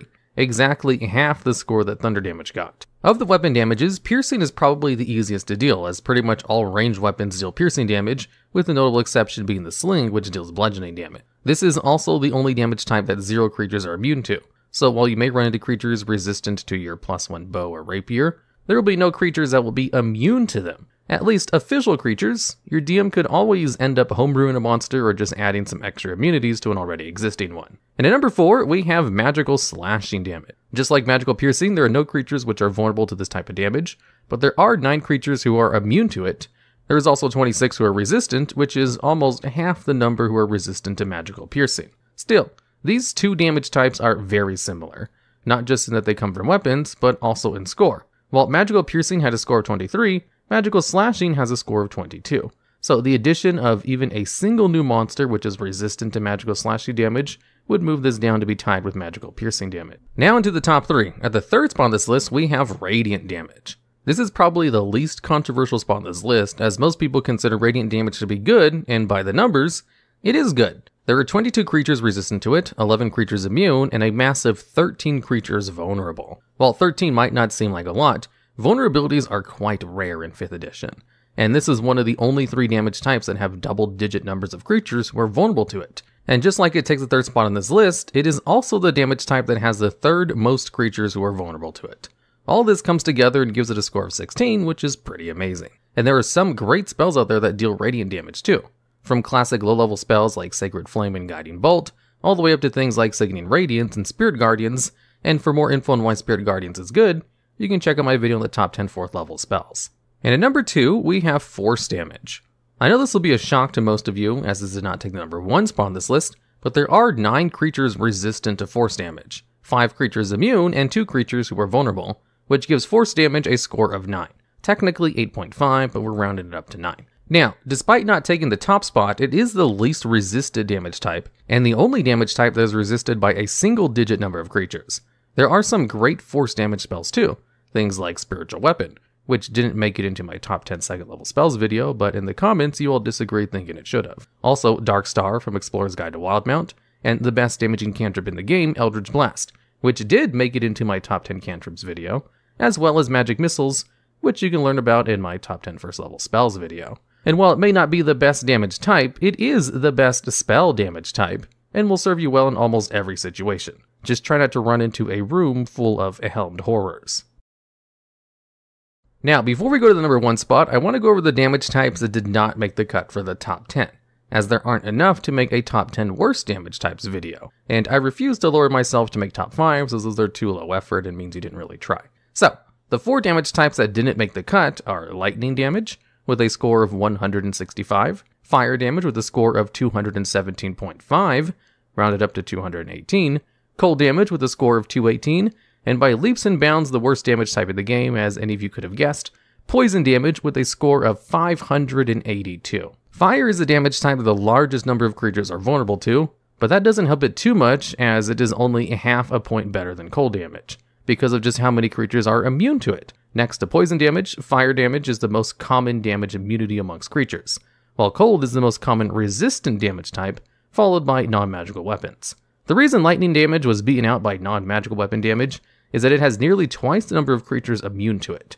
And then there is poison damage. If you add up every damage immunity from every damage type in the game, except for cold damage, you only get to 538, which is still less than the 539 creatures that are immune to poison damage. It is insane the sheer number of creatures that are immune to poison, and is by far the worst damage type in the game. Back on track, at the number 1 spot, we have magical bludgeoning damage. I'm sure all of you are very surprised by this, but let me explain. While force damage had a score of 8.5, rounded up to 9, magical bludgeoning damage has a score of 8, and this is because of the number of creatures that are vulnerable to it. There are 36 creatures resistant to magical bludgeoning, and 22 who are vulnerable. After subtracting 1 from the other, we have 14, which divided by 2 is 7, and with only 1 creature who is immune to it, that being the Mighty Servant of Lekko. If we add that in and come out with a score of 8, making magical bludgeoning damage the best type of damage in the game. In this video, we'll be going over the best feats, just generally the best ones in all situations, but mainly combat because that's what people care most about when it comes to the best feats. And at number 10, we have Observant, a feat that's not actually super useful in combat at all. Observant gives you a total of 3 benefits. One of them is an ASI increase, where you can choose to increase your intelligence or wisdom by 1, which already makes it a great choice as a feat if you just want to take it for a half feat for its stats. It also has a pretty niche use, where it allows you to read people's lips, as long as they're speaking a language that you can understand. And then finally, it gives you a +5 bonus to your passive perception and passive investigation scores. Now, passive scores are a thing in the official rules, but mostly people only ever care about passive perception, as passive perception is probably one of the most used skills in the game, and getting a +5 bonus to that is huge. So, what exactly is passive perception used for? Well, passive perception is what determines if your character notices secret trapdoors, traps, enemy parties while traveling, and is the number enemies have to beat if they want to sneak up on you. If you have a high enough passive perception, you can't really fall for traps inside of a dungeon, and you'll pretty much always notice secret doors, if you're just walking through it normally. It's an incredibly overpowered stat to have a high stat of, and it can completely trivialize a lot of official content. So, with a +5, assuming the character who has Observant has a wisdom score of 20, this one feat would allow them to have a passive perception of 20. And a 20 passive perception basically makes you immune to most traps and ambushes in the game. Or at least in official content. I play a lot of Wizards of the Coast modules and Adventures League documents, and the only thing that a passive perception of 20 wouldn't help you with is in some of those tier 4 dungeons that are meant for, around level 17 and up players. Although that's assuming no proficiency in perception. Once you add your proficiency bonus, if you take one of the many ways to gain proficiency in perception, this could allow it to go up to crazy levels of passive perception. On the most extreme example, if you're a tier 4 party, you'll have a proficiency bonus of +6, so with Observant and a 20 wisdom, that's 26 passive perception. And if you're an expert in it, that's 32 passive perception. Basically, if you really want to piss off the DM and completely trivialize all other dungeons, this is the skill to pick. Because you know a feat is powerful if it's strong enough to annoy a DM. Because also, remember, when you perform a stealth roll, all you have to do is roll higher than your enemy's passive perceptions. And if you have an incredibly high passive perception, that can be very difficult for anything to sneak up on your party. Although the reason this skill is at number 10 is because this feat is not useful in combat. A +5 to a really good out-of-combat skill is amazing, but it won't help you do more damage, well, besides the point to your int or wisdom. I will say though, the ability to read lips has come in handy at quite a few occasions where a couple of the players who have taken this skill in some of my games. So, even that part of the feat is good. And the rest of it, it just barely makes it to the top 10 list when compared to some of the probably overpowered ones that are going to be at the higher spots on this video. And at number 9, we have Alert. This is another one like Observant where it gives you a really powerful bonus to a pretty useful skill. This time, a +5 bonus to your initiative. You also gain the ability to not be surprised while you're conscious, and makes it so creatures can't gain advantage on attack rolls against you if you can't see them, which means invisible targets don't gain advantage when they battle you. Now, at first glance, it might seem like the reason this one's on this list is for that +5 to initiative. But really, the powerful feature about this feat is the ability to not be surprised. Losing the first round of combat because you're surprised can be devastating in some situations. I personally lost a character due to a surprise round. And as long as you're not asleep, this feat will prevent that from happening. This is another one of those where it's super annoying to a DM if a player has this feat, which of course means it's a really good feat to have. But also we round back to that +5 to initiative. This can make sure you go first in the initiative order pretty frequently, if not all the time. And if your entire party has the Alert feat, they'll basically all go before any of your enemies can, because none of them can roll as high as someone with Alert. I remember running an epic level campaign where basically everyone had this feat. And most of the bosses would be at half health by the time they took their first round in combat, while already out of legendary resistances. And as long as a single person has Alert in your party, it's very easy for them to just warn everyone else if you're about to be surprised. That way you really don't have to worry about surprise rounds as long as at least one person has Alert. Although I should mention this isn't guaranteed that the rest of the party can't be snuck up on. If your DM has a group sneak up on you by coming out of the ground or jumping off the walls right next to you, You wouldn't reasonably have enough time to alert the rest of your party to avoid all of them being surprised, as based on the rules of surprise, it is possible for some party members to not be surprised while others are during that first round of combat. Now, unlike Observant, Alert does have some combat uses because of the +5 bonus to initiative, which is why it takes a slightly higher spot, although both of these feats kind of serve a similar purpose. So, you want to not be surprised by something and have a combat bonus, then Alert is the one to take. Although, if you want to be incredibly useful outside of combat and want to increase your Wisdom or Intelligence score by 1, then Observant is the better choice. And at number 8, we have Magic Initiate. This is a feat that allows non-spellcasters to learn how to cast 3 spells, 2 cantrips and 1 first level spell. But there are some restrictions to the spell. You can only pick spells from a single class, so you have to pick which of the spellcasting classes you want to choose, and then you're only allowed to pick your 2 cantrip spells from that class's list of spells. And the first level spell you pick has an extra feature to it, where you're able to cast it at least 1 time per day without having to use a spell slot, which basically means a non-spellcaster gets to use it, and a spellcaster gets an extra use of it. And if you're a non-spellcaster, the best spell to pick for this feat is the Find Familiar spell. This is just kind of the best level 1 spell to cast if you can only cast a single spell per day, as it gives you a familiar that doesn't have a duration, so you just keep it as long as you're able to keep it alive, and has a whole bunch of combat and exploration utility, as long as you pick the owl as your companion. During combat, you can have the owl go in and give you the help action and then fly out without getting hit thanks to its flyby ability, which will give you advantage on your attack if you're able to control the familiar before a round in combat, or to give advantage to someone else. Either way, you're using the owl to give advantage to something which is useful. It's also really useful for scouting out ahead, as the owl has a bonus to its stealth score, has keen hearing and sight, which gives it advantage on most of its perception checks, and of course has the ability to fly, which means it's real easy to keep it out of danger because flying is really good in D&D. And then of course for your 2 cantrips, you can just take 2 of the really useful wizard cantrips, like Prestidigitation, or Firebolt if you want damage. Doesn't really matter, but if you want to pick the best cantrips, I would suggest watching my video on the top 10 best cantrips, or maybe the video on the top 10 best level 1 spells. Both of those very good videos to watch if you choose to take Magic Initiate. And Magic Initiate is taken a lot because having access to 1 spell per day is just incredibly useful in a whole bunch of different classes. Even if you don't take it in order to pick Find Familiar, sometimes just having an extra use of Shield for that +5 AC bonus can be pretty useful, or picking up Healing Words so you can always have access to an emergency healing in case a party member goes down, and etc, etc. And at number 7, we have Polearm Master. This is a feat which only works while you're wielding one of the 4 polearm-like weapons, where it has 2 benefits to it. The first one is it allows you to use your bonus action to attack with a polearm by using the opposite end of it after you've attacked normally with it. This extra attack is only a d4 for its damage dice though, and only deals bludgeoning damage, which basically means it hits about as hard as a dagger. Although it still gains all of your other bonuses to it, so when you add in your ability modifiers and special properties of the weapon, and proficiencies, it's a pretty nice extra attack, especially at lower tiers of play where martial classes don't really have a way to use their bonus action to deal damage most of the time. And the other ability of this feat makes it so when you have a polearm, it increases the range of your opportunity attacks to the range of that weapon, and the reach of most polearms is about 10 feet. So this makes Polearm Master incredibly good for a tank-like character to have, if they combine it with another feat called Sentinel, which has the effect that if you hit someone with an opportunity attack, their speed is reduced to 0 for the rest of that turn. So Polearm Master can basically allow you to stop creatures from going into the back line to attack a squishy spellcaster or a ranger, and this is mainly why Polearm Master is taken, to be comboed with Sentinel.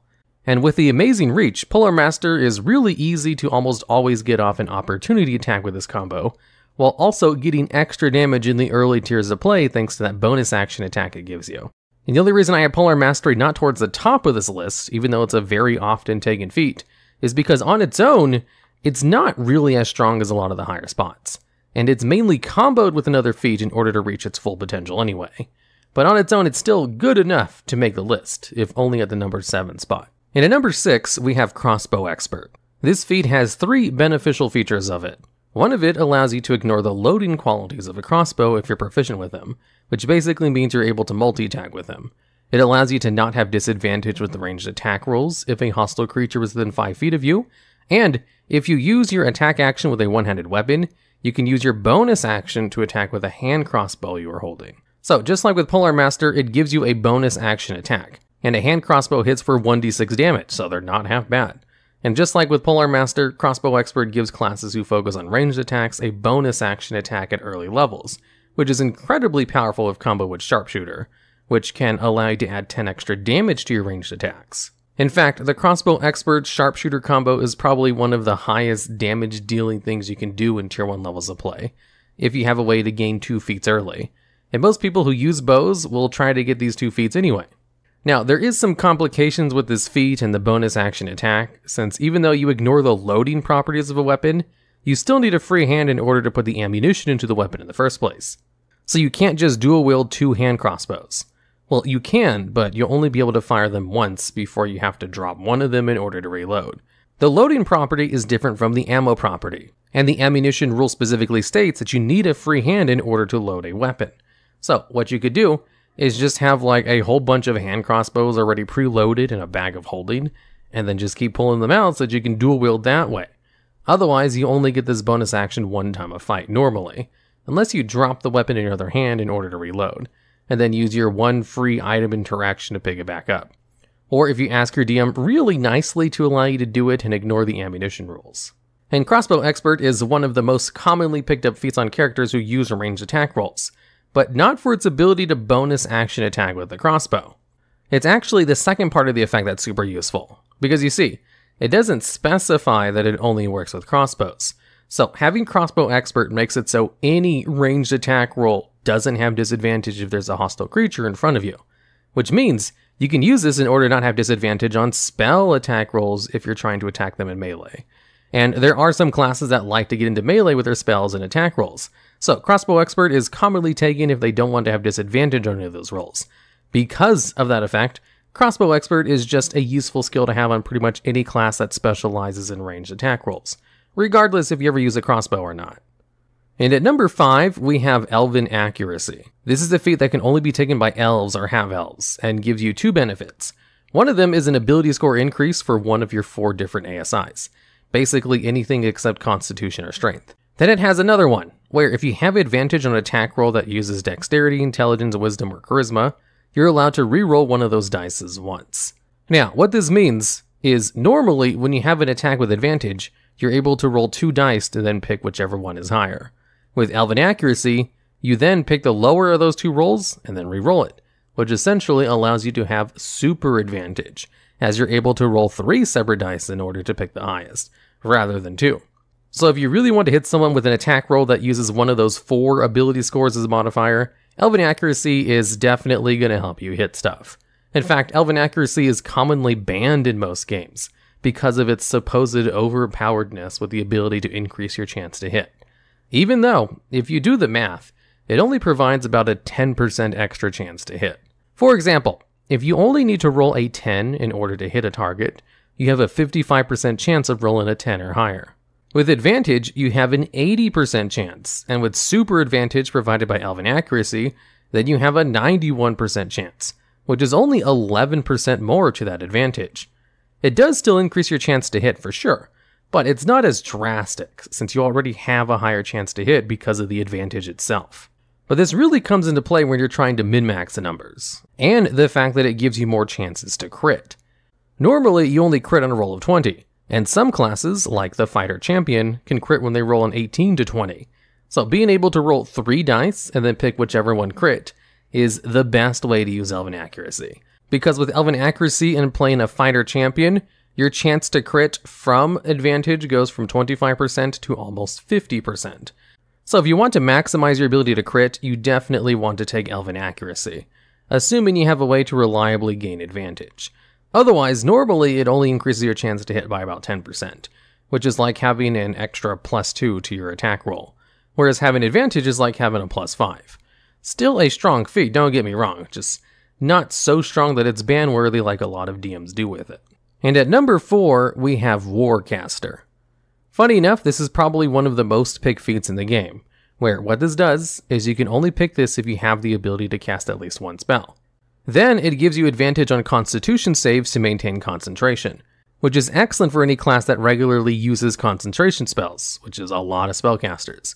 It allows you to perform the somatic components to spells even if you have a weapon or shield in both of your hands, and it allows you to cast spells if a creature provokes an attack of opportunity from you, as long as the spell has a casting time of 1 action and only targets 1 creature.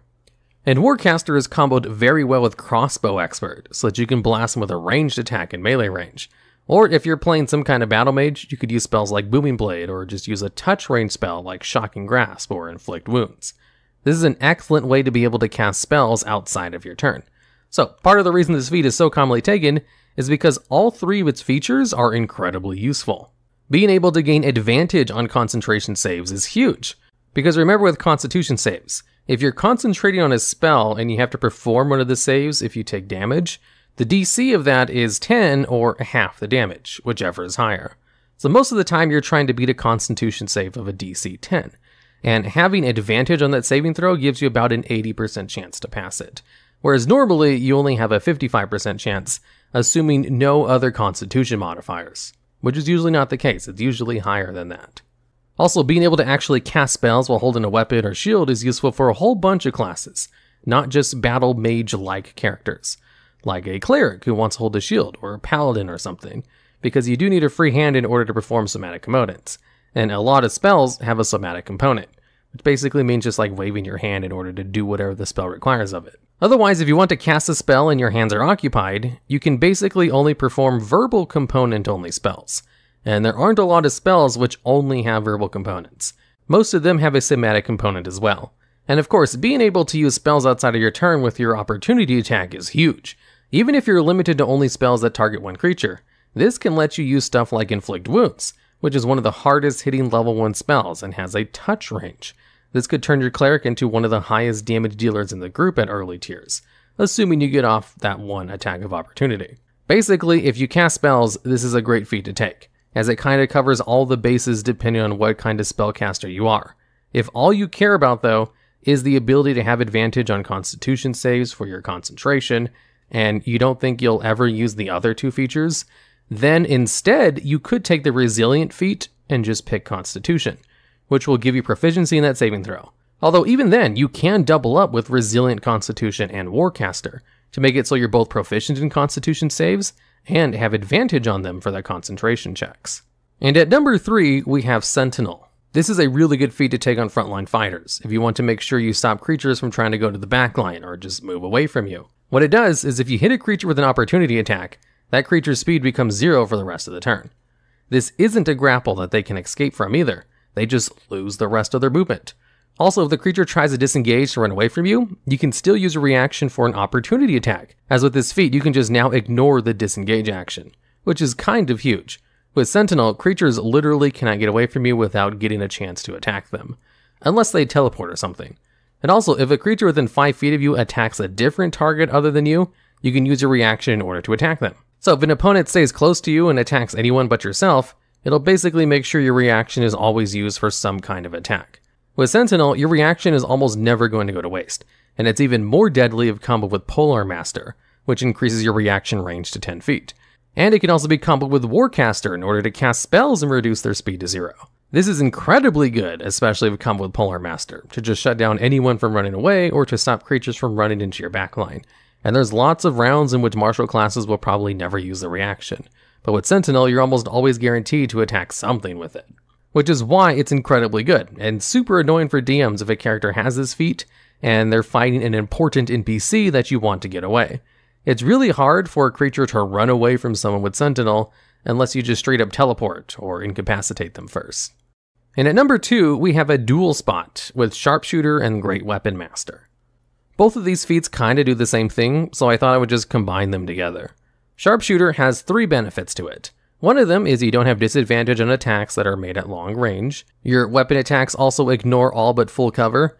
And if you're going to make a ranged weapon attack with something that you're proficient with, you can choose to take a -5 penalty to the attack roll in order to deal 10 more damage.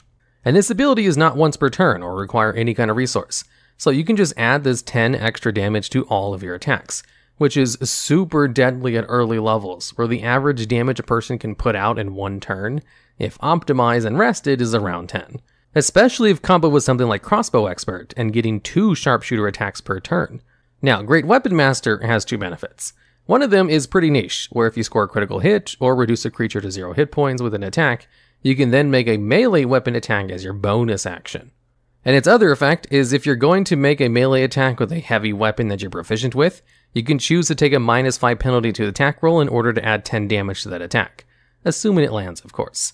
So it's exactly like Sharpshooter, except it can only be used on weapons with a heavy property, instead of Sharpshooter, which can be used on any ranged weapon attack.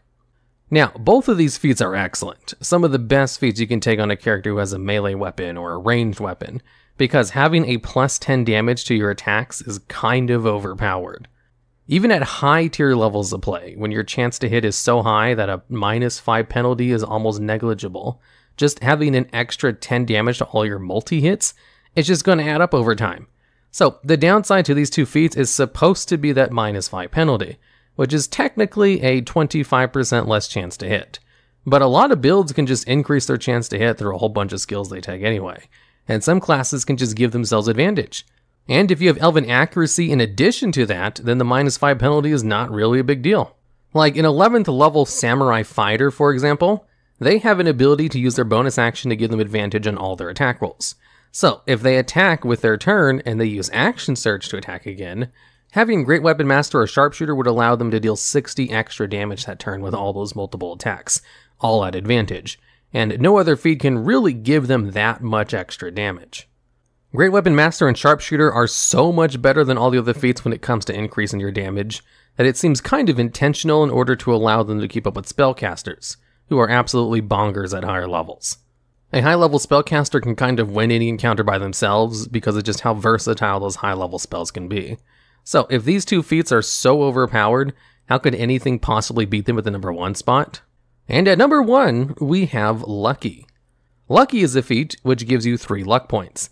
And whenever basically something happens that requires you to roll a d20, you can spend 1 of your luck points after the dice is rolled, but before you know the result, in order to roll an additional d20, and then choose one of those dice to use for that roll. Although it's not every single d20, it works on attack rolls, ability checks, saving throws, or attack rolls made against you. You can spend a luck point in order to make it so your opponent has a lower chance to hit you. And here's the thing with the luck points. It doesn't just allow you to reroll the dice. It allows you to roll an additional one and then choose whichever of those 2 d20s you want to use. So, you can use Lucky to basically give yourself advantage in all but name, which is a distinction that matters for certain things, like being able to use Elven Accuracy. If you use Lucky on one of your attack rolls, you basically have advantage because you're rolling 2 d20s, but you don't technically have advantage, so you wouldn't be able to activate the features of Elven Accuracy, for example. And here's one other thing about Lucky that is completely broken.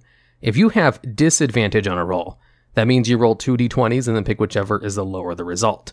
But if you then use the Lucky feat on this disadvantage roll, it will allow you to roll an additional d20 and then pick any of the 3 results of the dice that you want, which turns disadvantage into Super Elven Accuracy advantage, as you don't have to pick the lowest of the 3 results. You can pick any of them. This actually makes it so you can use disadvantage to your advantage by intentionally having disadvantage on attack roll, like maybe attacking with a ranged attack in melee, so that you can have a super advantage on instead if you use a luck point. And this is an intended use of Lucky, and it's even confirmed in a Sage Advice, as shown by this tweet that I'll have on screen. They justify it by saying that luck shines on those who are at a disadvantage, so it's an intentional design choice. The only downside to using Lucky on disadvantage like this is that you still technically have disadvantage on that attack, which means you won't be able to activate stuff like Sneak Attack or other features that don't work if you have disadvantage. So, you can kind of see why Lucky is number 1 on this list. This feat is kind of broken, and is commonly banned in a whole bunch of games because of how strong it is. In fact, Lucky and Elven Accuracy are 2 of the most commonly banned feats at home games, even though Elven Accuracy isn't anywhere near as overpowered as Lucky is. It allows you to turn disadvantage into super advantage. It allows you to have a chance to succeed at very important rolls, and it allows you to impose disadvantage on your opponents by forcing them to pick one of 2 bad results. So it basically does it all. It's an excellent tool for out of combat, it's an excellent tool in combat, it's great if you want to survive a saving throw, or to make an attack have a lower chance of hitting you. There isn't really a class where Lucky is bad on, and it kind of just makes everyone better if you do have it. And since it's so universally good at everything, especially since it gives you 3 luck points at that, it would still be good even if you only had 1 luck point per day. that it kind of easily takes #1 spot on this list. Or I guess not easily, because Sharpshooter and Great Weapon Master are both really good as well. The top 2 spots are 3 of the best feats in the game. In D&D 5e, you can take feats instead of increasing your ability scores whenever you reach a level that allows you to do so. They're used to further customize and build your character in ways that you wouldn't be able to do otherwise. Some can increase your effectiveness in combat by allowing you to bypass resistances when dealing damage, for instance, while other feats might be taken for roleplay and flavorful purposes. In this video, we're going over feats that don't necessarily increase your damage output, but instead provide more utility and variety to your character as you progress. And at number 10, we have Heavy Armor Master, a feat that's all about mitigating damage while wearing heavy armor. You get to increase your strength score by 1 to a maximum of 20, and you gain the ability to reduce any non-magical bludgeoning, piercing, and slashing damage from non-magical attacks by 3 points. On paper, this feat works extremely well for mitigating damage, and can even save your life in certain circumstances. Since the feat procs every time you take damage from non-magical physical attacks, it's a great way to reduce the amount of damage you take in a single round. If an enemy hits you with all 3 of their attacks from a multi-attack, that would be 9 points of damage that you wouldn't take, which can make a huge difference at lower levels. You can also combine this feature with others that also reduce damage taken, such as the Goliath's Stone Endurance feature, that allows you to use a reaction in order to reduce the damage of attack by 1d12 plus your Constitution modifier. Or you can combine it with the Battle Master's Fighter's Parry maneuvers, which allows you to reduce damage using your reaction. The biggest downside of this feat, however, is the fact that reducing damage by 3 points becomes less and less important as you level up, as more enemies will not only be making more attacks, but they'll also be dealing more damage as well. Not to mention the fact that enemies are also going to start favoring damage that's either of a damage type that isn't bludgeoning, slashing, or piercing, or magical variants of the aforementioned damage types, which will render this feat useless in many circumstances as you grow stronger. But if you're encountering a bunch of swarms, then this feat might actually excel, especially if every swarm decides to attack you. Swarms are basically a bunch of the same enemy type grouped up together in one stat block and can occupy the same space as other creatures, along with some other benefits and restrictions. However, they're balanced by having relatively low attack power as a result, which means you'll be able to tank a lot of hits a lot more comfortably than you would if you didn't have the Heavy Armor Master. To summarize, this feat works really well at lower levels when you're taking less damage overall, or in scenarios where you'll be taking a lot of love taps from enemies, but kind of falls off later on when enemies start becoming stronger, or flat out ignores the damage type altogether, which is why this feat only makes the number 10 spot on this list. And at number 9, we have Defensive Duelist.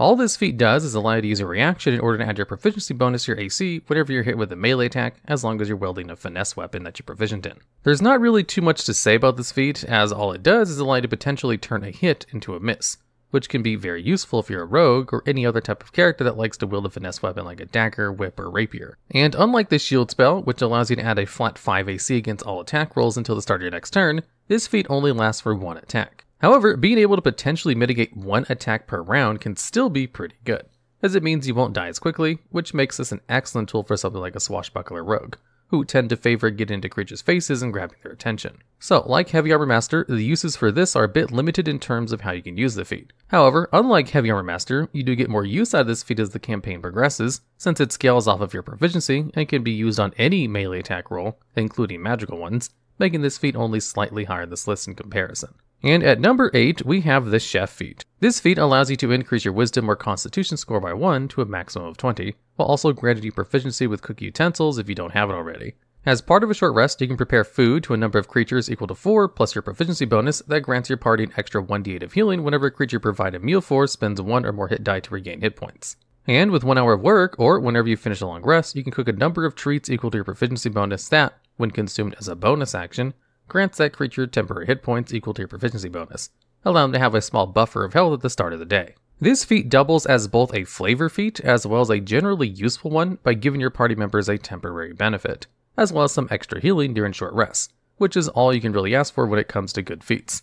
So, if you have a character that loves to dabble in the culinary arts every now and again, this feat is a perfect fit.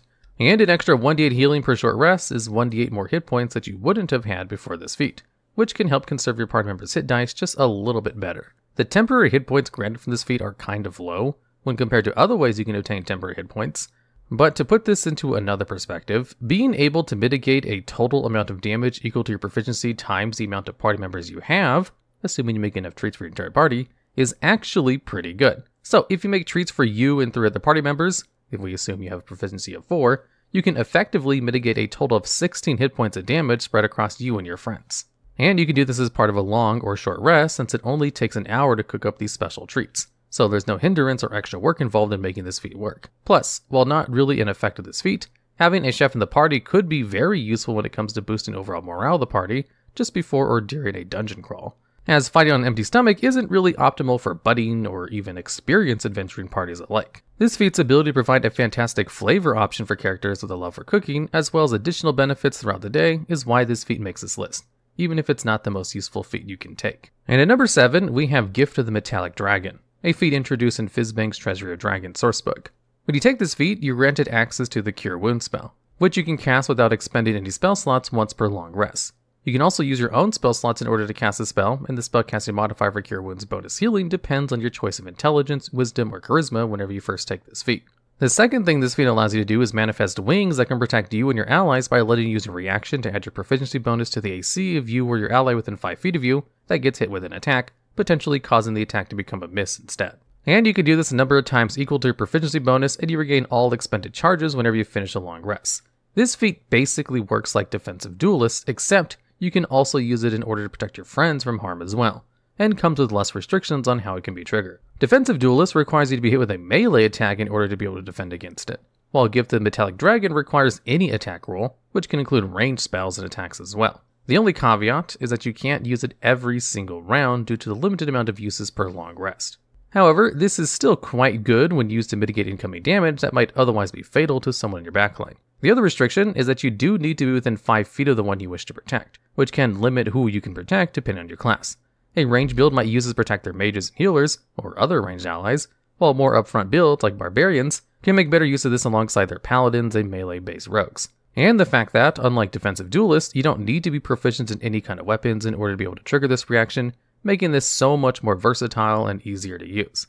And that's not to mention access to a free casting of Cure Wounds regardless of whatever class you are, since you choose which spellcasting ability you want to use out of the 3 options you're given. So a fighter with a decent charisma can still make use of the once per long rest Cure Wounds, or a wizard with a high intelligence can take this feat and have access to a long range Cure Wounds through the use of the familiar, if they have one summoned through the use of the Find Familiar spell, by having that familiar cast the Cure Wounds spell as their reaction. And then, of course, you can use your own spell slots in order to cast more frequent Cure Wounds, or even higher intensity versions by upcasting and increasing the healing done, in order to help alleviate a bit of the weight your main healer might be pulling. The reason why this feat only takes number 7 spot on this list, however, is because of the nature of the feat itself. This feat, along with its 2 brothers, Gift of the Gem Dragon and Gift of the Chromatic Dragon, are all dragon themed, which might conflict with the nature of your campaign, as not every setting runs dragons. So, being able to manifest draconic wings might seem a little strange in these cases, despite there not being any actual written restrictions on how you can take this feat. However, this can be mitigated by talking to your DM and maybe reflavor it to work in the current campaign setting being run, if this feat is really something you'd be interested in running. Perhaps you can reflavor it as being a gift from a fae, celestial, or demonic being relevant to the campaign, which grants you the appropriate wings to manifest when you use your protective wings part of this feat. The overall usefulness, however, cannot be overlooked and definitely deserves a spot on this list for doubling as a flavor feat, as well for players that want access to more dragon-like features. Coming in at number 6, we have Tough. This is another simple feat that does nothing but increase the amount of hit points you have. You gain extra hit points equal to twice your level and an additional 2 hit points every time you level up, granting you a total of 40 extra hit points by the time you reach level 20, which is a sizable difference for any character. This increase can work wonders for your frontline allies, as Tough allows them to take more punishment before going down. Taking this feat as a barbarian is especially strong, since they can already have the damage of a bludgeoning, piercing, and slashing damage by default whenever they enter rage. And if you're a bear totem warrior barbarian, you can just become an absolute beef tank in terms of taking damage, since you would resist every damage type in the game except for psychic damage. You can also combine this feat with the Hill Dwarf's Dwarven Toughness feature, which allows them to gain 1 extra hit point whenever they level up, or even the Draconic Sorcerer's Draconic Resilience feature, which does the same thing, for a huge boost of hit points per level. This feat also benefits casters since it allows them to take a bit more punishment by bolstering your relatively small amount of hit points. You can also use Tough as a way to supplement your already high Constitution score by granting you even more hit points. Or you can use Tough as a way to make up for a low Constitution score by granting you the equivalent of a +2 modifier in your Constitution. The reason Tough takes number 6 on this list, however, is due to how generically useful this feat is. There are no restrictions on who can take this feat, and there's no real downside to actually taking this feat other than missing out on other potential feats or your ability score increase, which is something to consider when taking feats anyway. The only real downside of this feat is mainly the fact that it doesn't provide any ability score increase, like some other feats do. However, the amount of hit points you gain for this feat already more than make up for it. And being able to survive just a little longer to pull off one more fireball or inflict a few more big hits before you go down can be a huge game changer in the long run, making this a fantastic option to pick up on this list. And at number 5, we have the Ritual Caster feat. This feat allows you to choose 2 first level spells that possess the ritual tag, which both come with a ritual book that you obtain whenever you take this feat. The spells must come from the spell list of one of the classes you choose whenever you take this feat, which are Bard, Cleric, Druid, Sorcerer, Warlock, or Wizard. The class you choose also determines the spellcasting modifiers you'll use whenever you cast these spells. Charisma for Bard, Sorcerer, or Warlock, Wisdom for Cleric or Druid, or Intelligence for Wizard. Additionally, you're able to add ritual spells that you might find in written form, such as a spell scroll or a wizard spellbook out in the open world, but only for spells of the class you've chosen and whose level can be no lower than half of your own level, rounded up. It costs 50 gold pieces per level of the spell to copy down, and the process takes 2 hours per spell level to complete. This is useful if you're playing a class that can't normally cast spells as rituals, such as a sorcerer, or playing a class that can't cast spells at all, such as a fighter or rogue. For sorcerers, you wouldn't need to learn Detect Magic or expend any spell slots to cast it. A fighter might want to be able to read some ancient texts they find by taking Comprehend Languages. However, the most common reason Ritual Caster is taken is for the Find Familiar spell. This spell basically allows you to summon a familiar which lasts until you dismiss it forever or until hit points drop to 0, which means it can last an indefinite amount of time for the low cost of 10 gold pieces worth of material cost in order to cast the Find Familiar spell in the first place. And this familiar can do a lot of things, from scouting to assisting in combat by allowing you to effectively cast touch range spells through your familiar from a relatively long distance. But the most common way most familiars are used is by having them use the help action on their turn during combat in order to allow an ally that goes next to have advantage on their next attack. But the reason Ritual Caster only makes the number 5 spot on this list, despite how good Find Familiar is as a spell, is because this list is about feats that don't affect your damage. And one could argue that Find Familiar, using the help action, can indirectly increase the damage of whoever has advantage on their next attack by turning a miss into a hit, or the act of casting Shocking Grasp to your familiar in order to disable that target's reaction from a distance.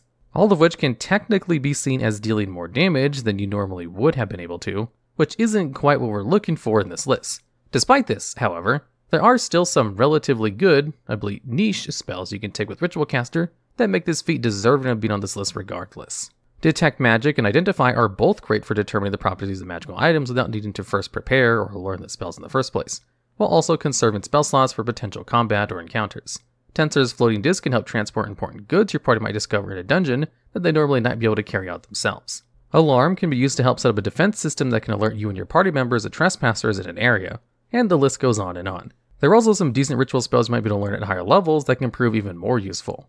At level 6, you can learn the 3rd level ritual spell, Phantom Steed, which allows you to conjure a horse-like creature that you can ride on. It takes on the stats of a riding horse but possesses a speed of 100 feet and can travel 10 miles an hour. This can be a great way to have your Cavalier fighter have access to a mount in places where they normally wouldn't have access to, such as inside certain dungeons or interiors where horses might not be allowed or have a hard time maneuvering. This also just means you don't have to buy or rent a horse to travel on foot to wherever you need to go. And depending on time and how many party members you have, you could potentially provide enough horses for your entire party to ride, since the steed lasts for 1 hour and doesn't require concentration to maintain. Ritual Caster is a feat that has a lot of versatility when it comes to what you can learn from it, which is why this feat is still good enough to sit where it does on this list regardless. And at number 4, we have the Healer feat. This allows you to be more effective with the Healer's Kit by allowing you to restore 1 hit point whenever you use it to stabilize a dying creature, bringing that creature back into the fight if they were down in combat. However, this feat also offers the additional benefit of being able to use your action in order to tend to a creature's wound and heal them for 1d6 plus 4 hit points plus additional hit points equal to the maximum number of hit dice that creature possesses. The only caveat to this feature is that a creature can only be healed this way once per short or long rest. There are 2 things to note about this feat that makes it really good. The first is that it allows you to bring a creature back into fighting condition with very little resources spent, since you only need 1 hit point in order to be able to fight. The second thing is that the healing provided from this feat is actually pretty decent. For comparison, Cure Wounds heals a creature for 1d8 plus the caster's spellcasting modifier, which usually ranges between 3 to 5 depending on how the character is being built. However, the amount of healing you get from the healer feat is a lot more consistent and automatically scales as you level up. So if you're healing a party member who possesses a maximum of 5 hit dice, then the minimum amount of healing they can receive from this feat is 10 points of restoration, which is almost as good as the average amount of healing that a level 2 Cure Wounds can heal, which is around 13 points of healing, if we assume that when casting it has a plus 4 modifier to the spellcasting roll this early on in the game. So, if you're a healer and want to conserve your own spell slots, then this feat can definitely help with that. However, by far the best use of this feat is for someone who doesn't possess any way of healing at all, whether it's their spells or otherwise.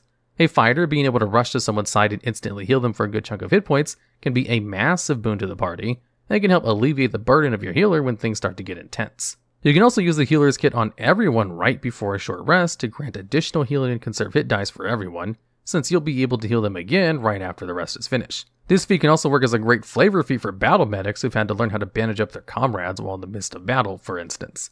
The healer feat's flexibility and ability to heal a not so insignificant amount of health to allies whenever they may need some emergency healing is the reason why this feat ranks so high in this list, and definitely worth considering if your party might just need a little bit of additional healing support.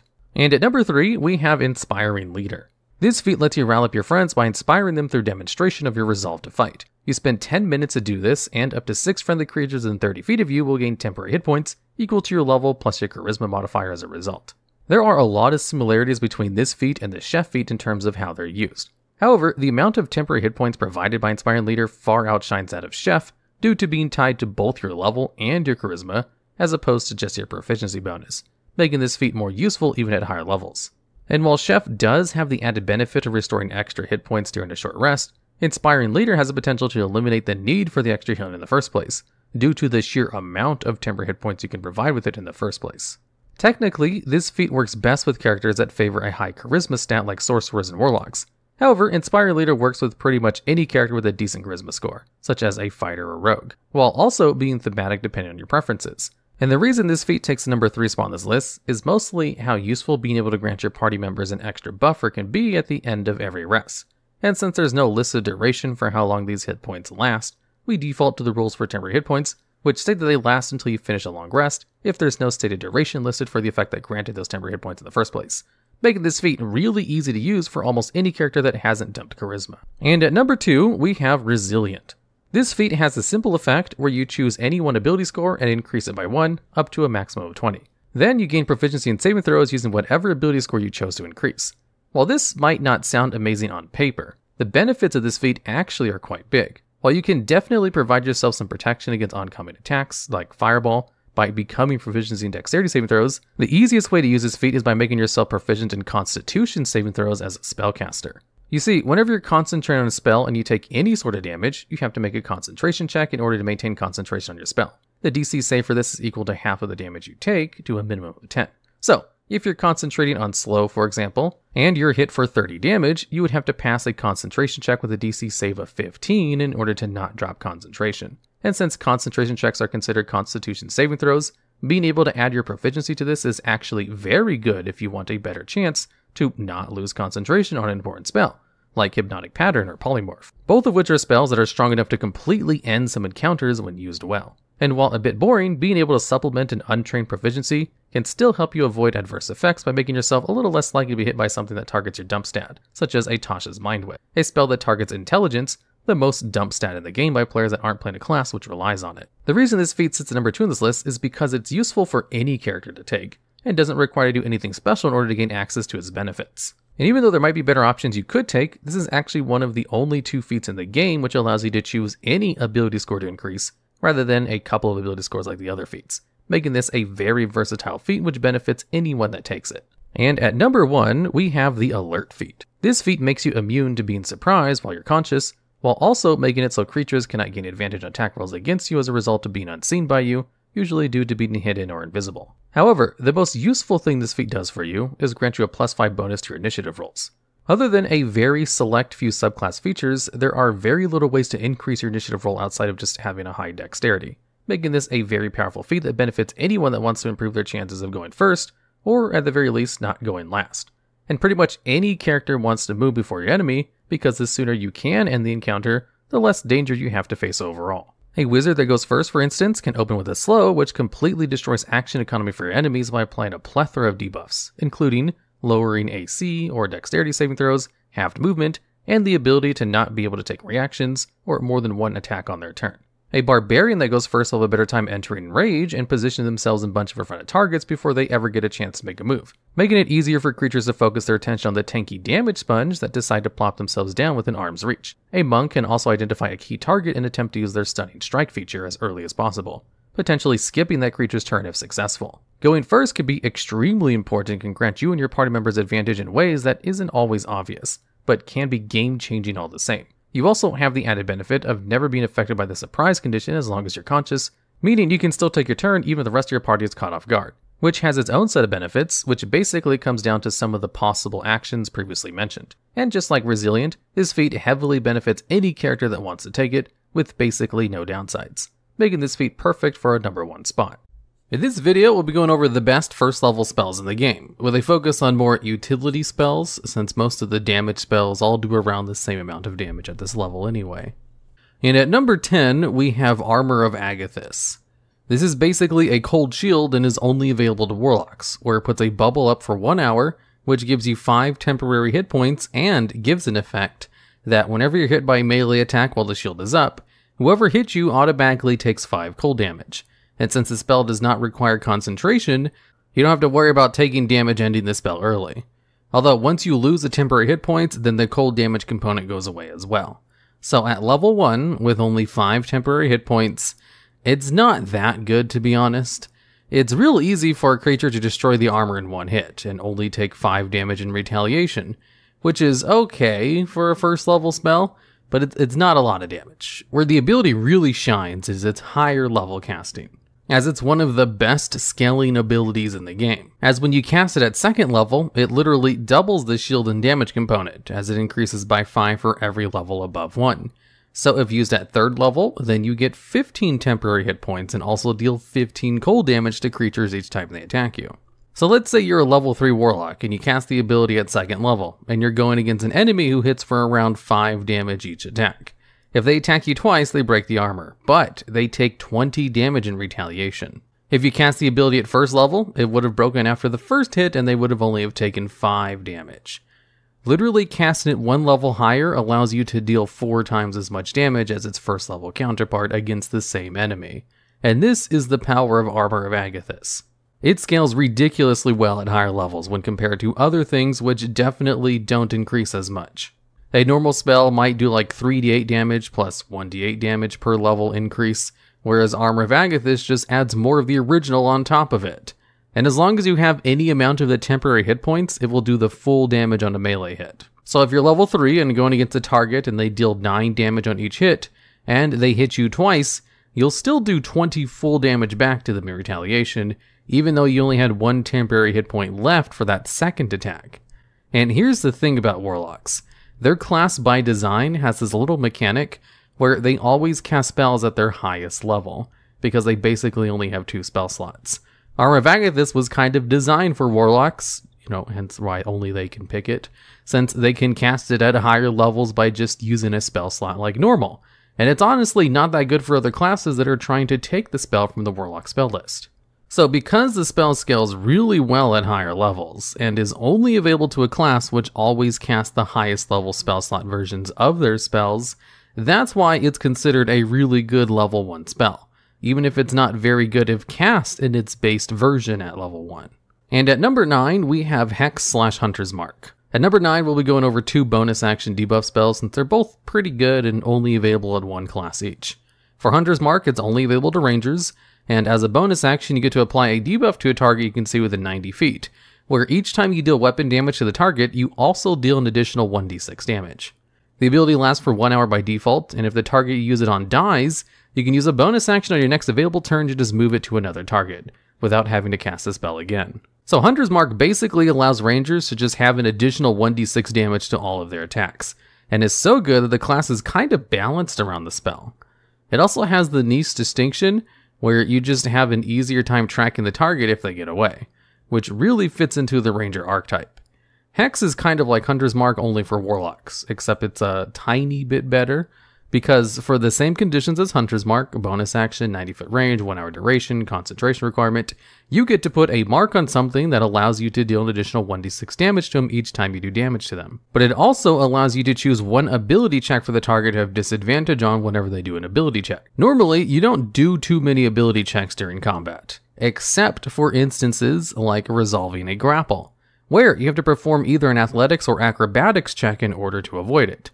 So if you use Hex on a creature that you know may have a high strength or dexterity score, you can lower one of those 2 in order to make it easier to grapple them, especially if comboed with something like Bigsby's Hand, that can even allow you to grapple big bosses like adult red dragons.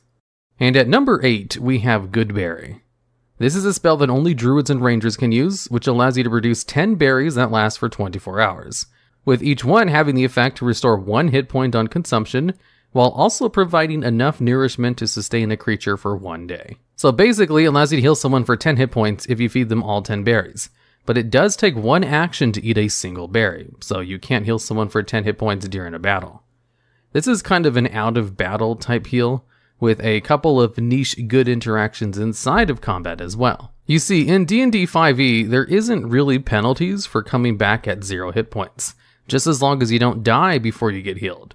But any amount of healing will bring a player back up, which means 1 hit point is more than enough to get someone back into the battle.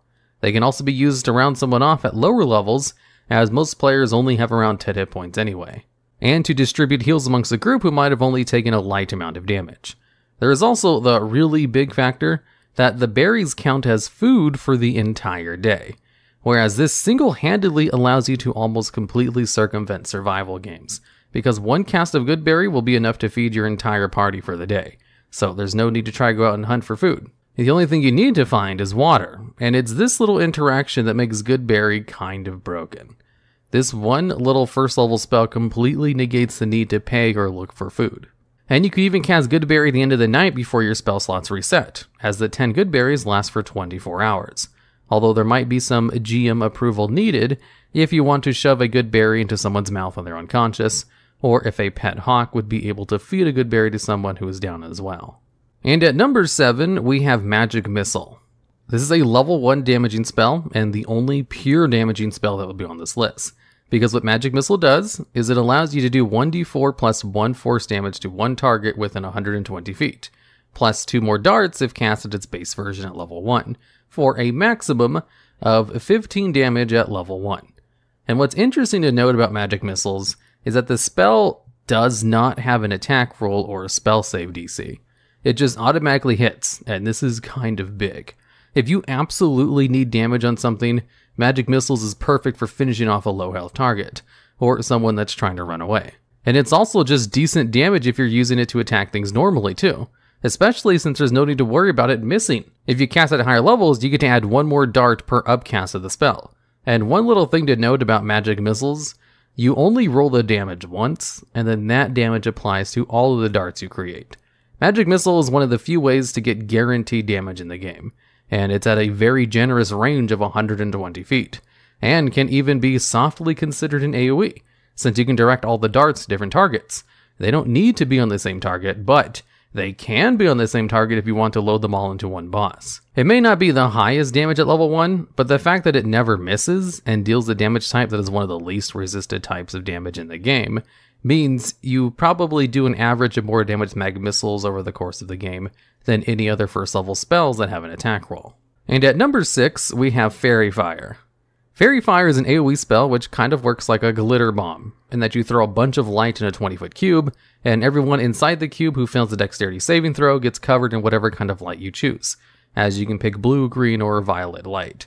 And then, while covered in this light, they shed dim light for a 10-foot radius, they can't benefit from being invisible, and all attack rolls against them have advantage.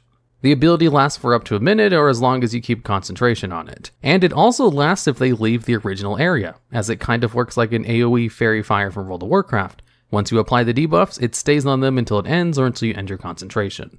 And here's what's so good about this. Having advantage on attack rolls basically gives you a 25% increased chance to hit, which is really good. So good, in fact, that it's really hard to grant this kind of bonus to things. And Fairy Fire allows you to grant it to all attacks to multiple targets for basically an entire encounter. This is an absolutely huge buff to the rest of your group if they use attack rolls, which most parties do have a couple of people who rely exclusively on attack rolls. It also has the niche benefit of revealing invisible targets, which is pretty difficult to do at low levels. Although Fairy Fire's reveal is kind of one of the better ones too, as Fairy Fire is one of the few ways to actually see invisible targets who are benefiting from the spell of non-detection, since Fairy Fire isn't a divination spell, where usually non-detection allows invisible targets to be protected from stuff like the True Sight spell. But Fairy Fire gets around that because it's not affected by non-detection. So if you throw Fairy Fire in something and they fail the saving throw, there is almost nothing they can do to stay invisible, which is really good, on top of the really good benefit you get of attack rolls having advantage on them. And at number 5, we have Bless. Bless is the first level buff spell, only available to paladins or clerics, that allows you to choose up to 3 targets in order to give them an extra 1d4 on all their attack rolls and saving throws. So it's both a DPS increase and a defensive boost, as getting an extra 1d4 in your attack rolls is pretty nice. That can amount to as little as a 5% increase to your attack, or as much as a 20% increase. And most saving throws for your appropriate level generally have pretty low DCs to meet, so being able to roll an additional 1d4 on a saving throw is kind of huge at low levels. And at higher levels, it could be the only way to make saving throws against epic level monsters.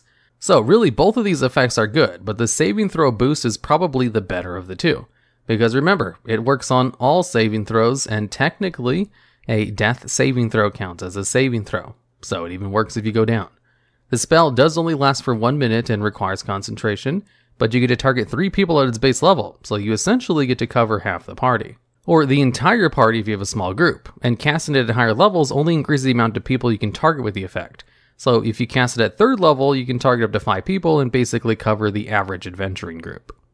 And at number 4, we have Absorb Elements. This is one of the few reaction spells in the game, which allows you to use a reaction in order to gain resistance to a damage type for a full turn, as long as you use it in reaction to taking acid, cold, fire, lightning, or thunder damage. Basically, all the main, most common types of damage besides poison. And of course, radiant, necrotic, or force, because it's rare to get resistances to those 3 types. In addition to giving you resistances for a full round to one type of damage you take, it will also buff your next melee attack by 1d6 damage, based on the type of damage you took. So if you have the Elemental Adapt feat and get hit by the type of damage you chose for that feat, you'll actually be able to throw it back at the attacker while ignoring any resistances they might have to that damage, while also coincidentally being able to treat any 1s on the damage die as a 2.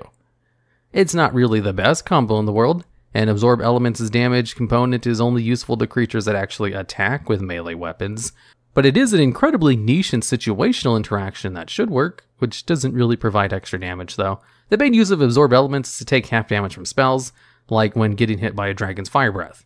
You'll definitely want to take half damage from it, or take a 1/4 of the damage if you succeed the saving throw as well. And at number 3, we have Find Familiar. This is the spell that takes 1 hour to cast, costs 10 gold for one of its components, that allows you to summon a little animal companion to help you for as long as it lives, since it doesn't technically have a duration. So, you can just cast Find Familiar a single time and have it for an entire campaign, assuming it never gets killed in battle. And this is why Find Familiar is one of the best spells to take with the Spell Initiate feat, which gives you a free use of 1 first level spell per day, because you get more mileage out of being able to cast 1 Find Familiar per day than pretty much any other spell. Now, you are limited in what your Familiar can actually do, and you're even limited in which minion you can even pick, where you have a small selection of Familiars listed in the spell. Of course, you can also just pick other creatures assuming your DM allows it, just as long as they fit in with the other restrictions where the Familiar cannot attack, it rolls its own initiative in combat and acts on its own turn, but it can use other actions as normal, and you can cast touch range spells through your Familiar, which can be situationally useful in some circumstances, since it uses your attack roll for the Familiars and not its own. It's just kind of hard to position the Familiar when it has its own initiative turn. Here's the thing though, the Familiar can't attack, but it can use other actions, including the ever so important help action. If the help action is used in combat, it allows a creature to distract a foe in a way to give advantage on the next 1 attack roll on what your allies does to the target before its next turn. So a Familiar can give you free advantage 1 time on 1 creature per round of combat, and because of that, one of the best Familiars to take is the Owl, since it has the impressive 60-foot flying speed, and the ever so important flyby trait, which means it can go into melee range to use the help action, since you do need to be within 5 feet of a target to use help, and then just fly away without provoking an attack of opportunity thanks to the flyby ability. So if you want a pure combat Familiar, the Owl is probably one of the best ones you can pick.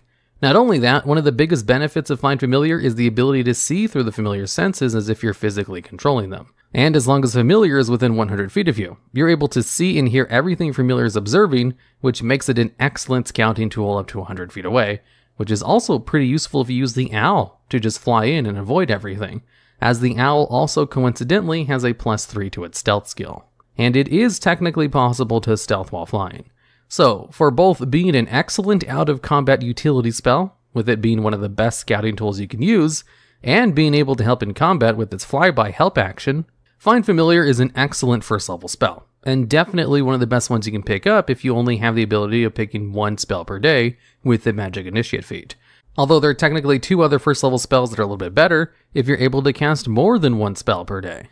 And at number 2, we have Healing Word. Healing Word is a simple healing spell that heals for 1d4 plus your spellcasting modifier as health, and is only available to the Bard, Cleric, and Druid classes. What makes Healing Word one of the best healing spells in the game, though, is the fact that it can be cast as a bonus action and has a range of 60 feet. Nearly all of the other healing spells in the game require your action to use, so being able to heal anything at all with a bonus action allows you to get up a downed ally who's making death saving throws from range, and then attack like normal with your regular action or use a cantrip. Being able to heal on a bonus action with only a first level spell slot is huge, to the point where people kind of call Healing Word overpowered sometimes, because it kind of is. One person with Healing Word can kind of keep an entire party alive through a boss constantly taking them down, while also dealing some damage to the boss as well, because as long as you're not dead, any amount of healing will bring you back and into the fight. So if that healing can be done at range with a bonus action, it's even better, because a lot of the healing spells also require melee range to do things, including the other first level healing spell. Not only is it the only low level healing spell that allows you to use a bonus action to cast it, it's also the only low level ranged one as well, which is why it easily takes a high spot on this list. And at number 1, we have Shield. This is another one of the few reaction spells in the game. This one allows you to put a shield on yourself, which automatically blocks the magic missile spell, and also gives you an impressive +5 to your AC until the start of your next turn. A +5 to AC is huge. That's enough to cause a lot of attacks to miss where they otherwise would have hit, or to just make you unhittable from certain creatures if you have a high enough AC and use the ability. Because not only does it provide a really nice +5 AC bonus to the triggering attack, it also just lasts for an entire round afterwards. An entire round of a +5 to AC is kind of broken, and there's a reason the spell doesn't scale any higher. If you upcast a shield spell, it only ever gives it +5 to AC, because a +5 to AC is already really big. That's like temporarily equipping a +3 legendary shield. If you're a DM and you want to make one of your monsters ridiculously hard to deal with, just allow them to cast shield as a reaction, and your players will hate you for not being able to ever hit your creature. Or if you give a Ring of Spell Storing to a melee fighter, and it only has 5 copies of the shield spell stored in it, then you just increase their survivability by a pretty hefty amount. Shield is one of those spells that is really good if you're able to cast it multiple times, kind of like Healing Word. It's not the best spell if you're only able to use 1 first level spell per day, but if you have multiple first level spell slots like most casters do, then Shield is kind of one of the must-have picks, as it gives you more survivability than almost anything else, unless you know for certain you're going against a lot of magic damage that's not magic missiles or attack base, in which case Absorb Elements is probably better. But most creatures deal attack rolls as damage, so Shield is vastly more useful against the majority of the monster manual, which is why it takes the number 1 spot of this list, assuming you're able to cast multiple of them per day. Being able to use a single shield spell per day isn't as good as being able to use a single Find Familiar. The Magic Initiate feat allows you to choose 2 cantrips and 1 first level spell from the Bard, Cleric, Druid, Sorcerer, Warlock, or Wizard spell list. The cantrips can be used whenever you want, but the first level spell can only be used once per long rest and can't be upcast. So, in this video we're going over the best spells to pick up with this feat. Starting off this list at number 10 is Mage Armor. This is a first level Sorcerer and Wizard spell that allows 1 unarmored creature to change their AC to 13 plus its Dexterity modifier. This spell ends if the target dons armor or if the spell is dismissed as it lasts 8 whole hours. This spell works really well with Magic Initiate as due to its duration, you will only need to cast it once per day anyway, so you don't have to worry about finding the right time to use it, just cast it at the beginning of the day and it will last all day. In fact, it's not uncommon for sorcerers and wizards to take Mage Armor through Magic Initiate just so they don't have to spend a spell slot on it. This spell is also great on classes that favor dexterity, but wear little to no armor like rogues or bards, as it grants them a boost to their AC if they lack access to studded leather armor. Even with studded leather armor, Mage Armor is 1 AC higher, as it's 13 plus dex versus the studded leather's 12 plus dex. While this might seem like a negligible increase, at lower levels, creatures don't really have high attack modifiers. So even adding just +1 to your AC can really help your survivability. But there are some downsides to taking this spell with Magic Initiate which prevents this spell from being higher on this list. First off, it changes the way AC is calculated rather than providing any direct benefits to whomever is using the spell. By default, AC is calculated as 10 plus your dexterity modifier. But the way AC works is that whenever you have multiple ways of calculating AC, you can only use one of those calculations. So if, for example, you're a monk and you have access to the unarmored defense feature at level 1, which allows you to calculate your AC as 10 plus your dexterity modifier plus your wisdom modifier, but if you were to cast Mage Armor yourself, you would instead use Mage Armor's AC calculation of 13 plus Dex modifier. And unless you specifically do not put any points into your Wisdom and Dexterity scores, you will probably have an AC that is on par with Mage Armor. Barbarians also have their own unarmored defense, Draconic Bloodline Sorcerers have Draconic Resilience, and some races like Lizard Folk and Turtles have natural armor. So while Mage Armor is definitely a good spell to take with Magic Initiate, its overall effectiveness and flexibility of this spell is really limited to spellcasters for the most part, since non-casters can forget about using this spell as soon as some magic armor falls into their laps, which isn't quite what we're looking for this list. Which brings us to number 9 for this list, Eldritch Blast. This is a cantrip usable only by Warlocks, which fires bolts that deal 1d10 force damage and has a range of 120 feet.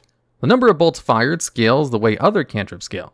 So at level 1, you fire a single bolt. At level 5, you fire 2 bolts, level 11, 3 bolts, and 17, 4 bolts, each dealing 1d10 force damage. These bolts can be focused on a single target, or you can spread the love around and hit different enemies with each bolt. But each bolt requires their own ranged spell attack roll. This is a fantastic ranged option to take as a martial class whenever you might be lacking reliable ranged options like a bow or javelin, since it has a long range with no range penalties like weapons do, while still dealing a decent amount of damage. Bards, Paladins, and Sorcerers would get even more use out of Eldritch Blast as well, since those classes are likely to have high charisma anyway, increasing their chance to hit with it. And since Eldritch Blast is a Warlock spell, Magic Initiate will also give you access to Hex. Hex is a bonus action concentration spell that lets you add 1d6 necrotic damage to all of your attacks against a single target for up to 1 hour, while also imposing disadvantage on ability checks with a chosen ability score. So if you were to choose Strength, that creature would have disadvantage on grapple checks, for example. However, the reason Hex is being mentioned here is because of its ability to combo well with Eldritch Blast, since it adds 1d6 damage to every attack you hit with it.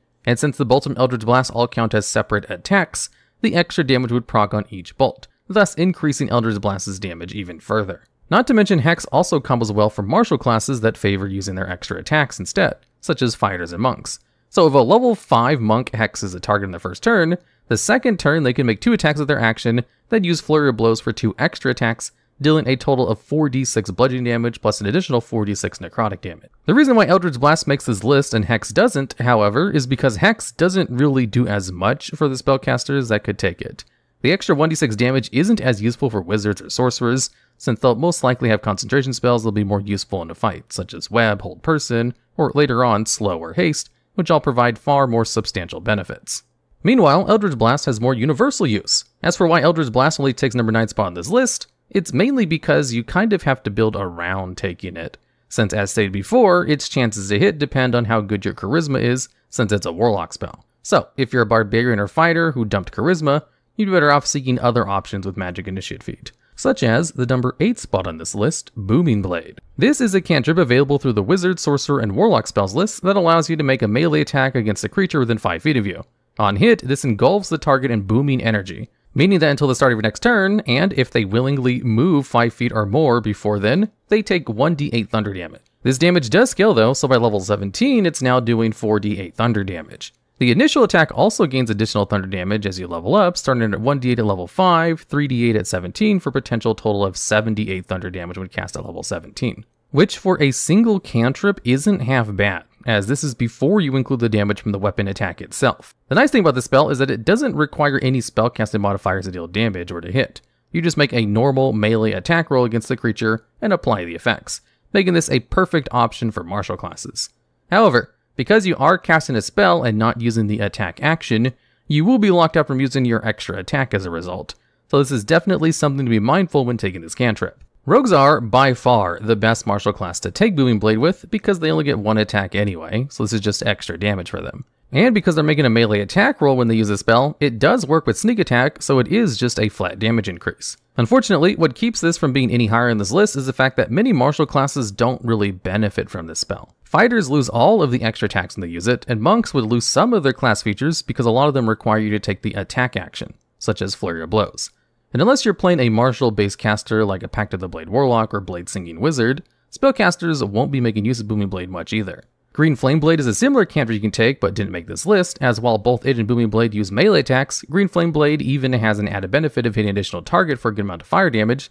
The overall utility of Booming Blade just makes it a little bit better. And since Magic Initiate allows you to take 2 cantrips, there's nothing stopping you from just taking both of them alongside Hex, as all 3 of them are on the Warlock spell list.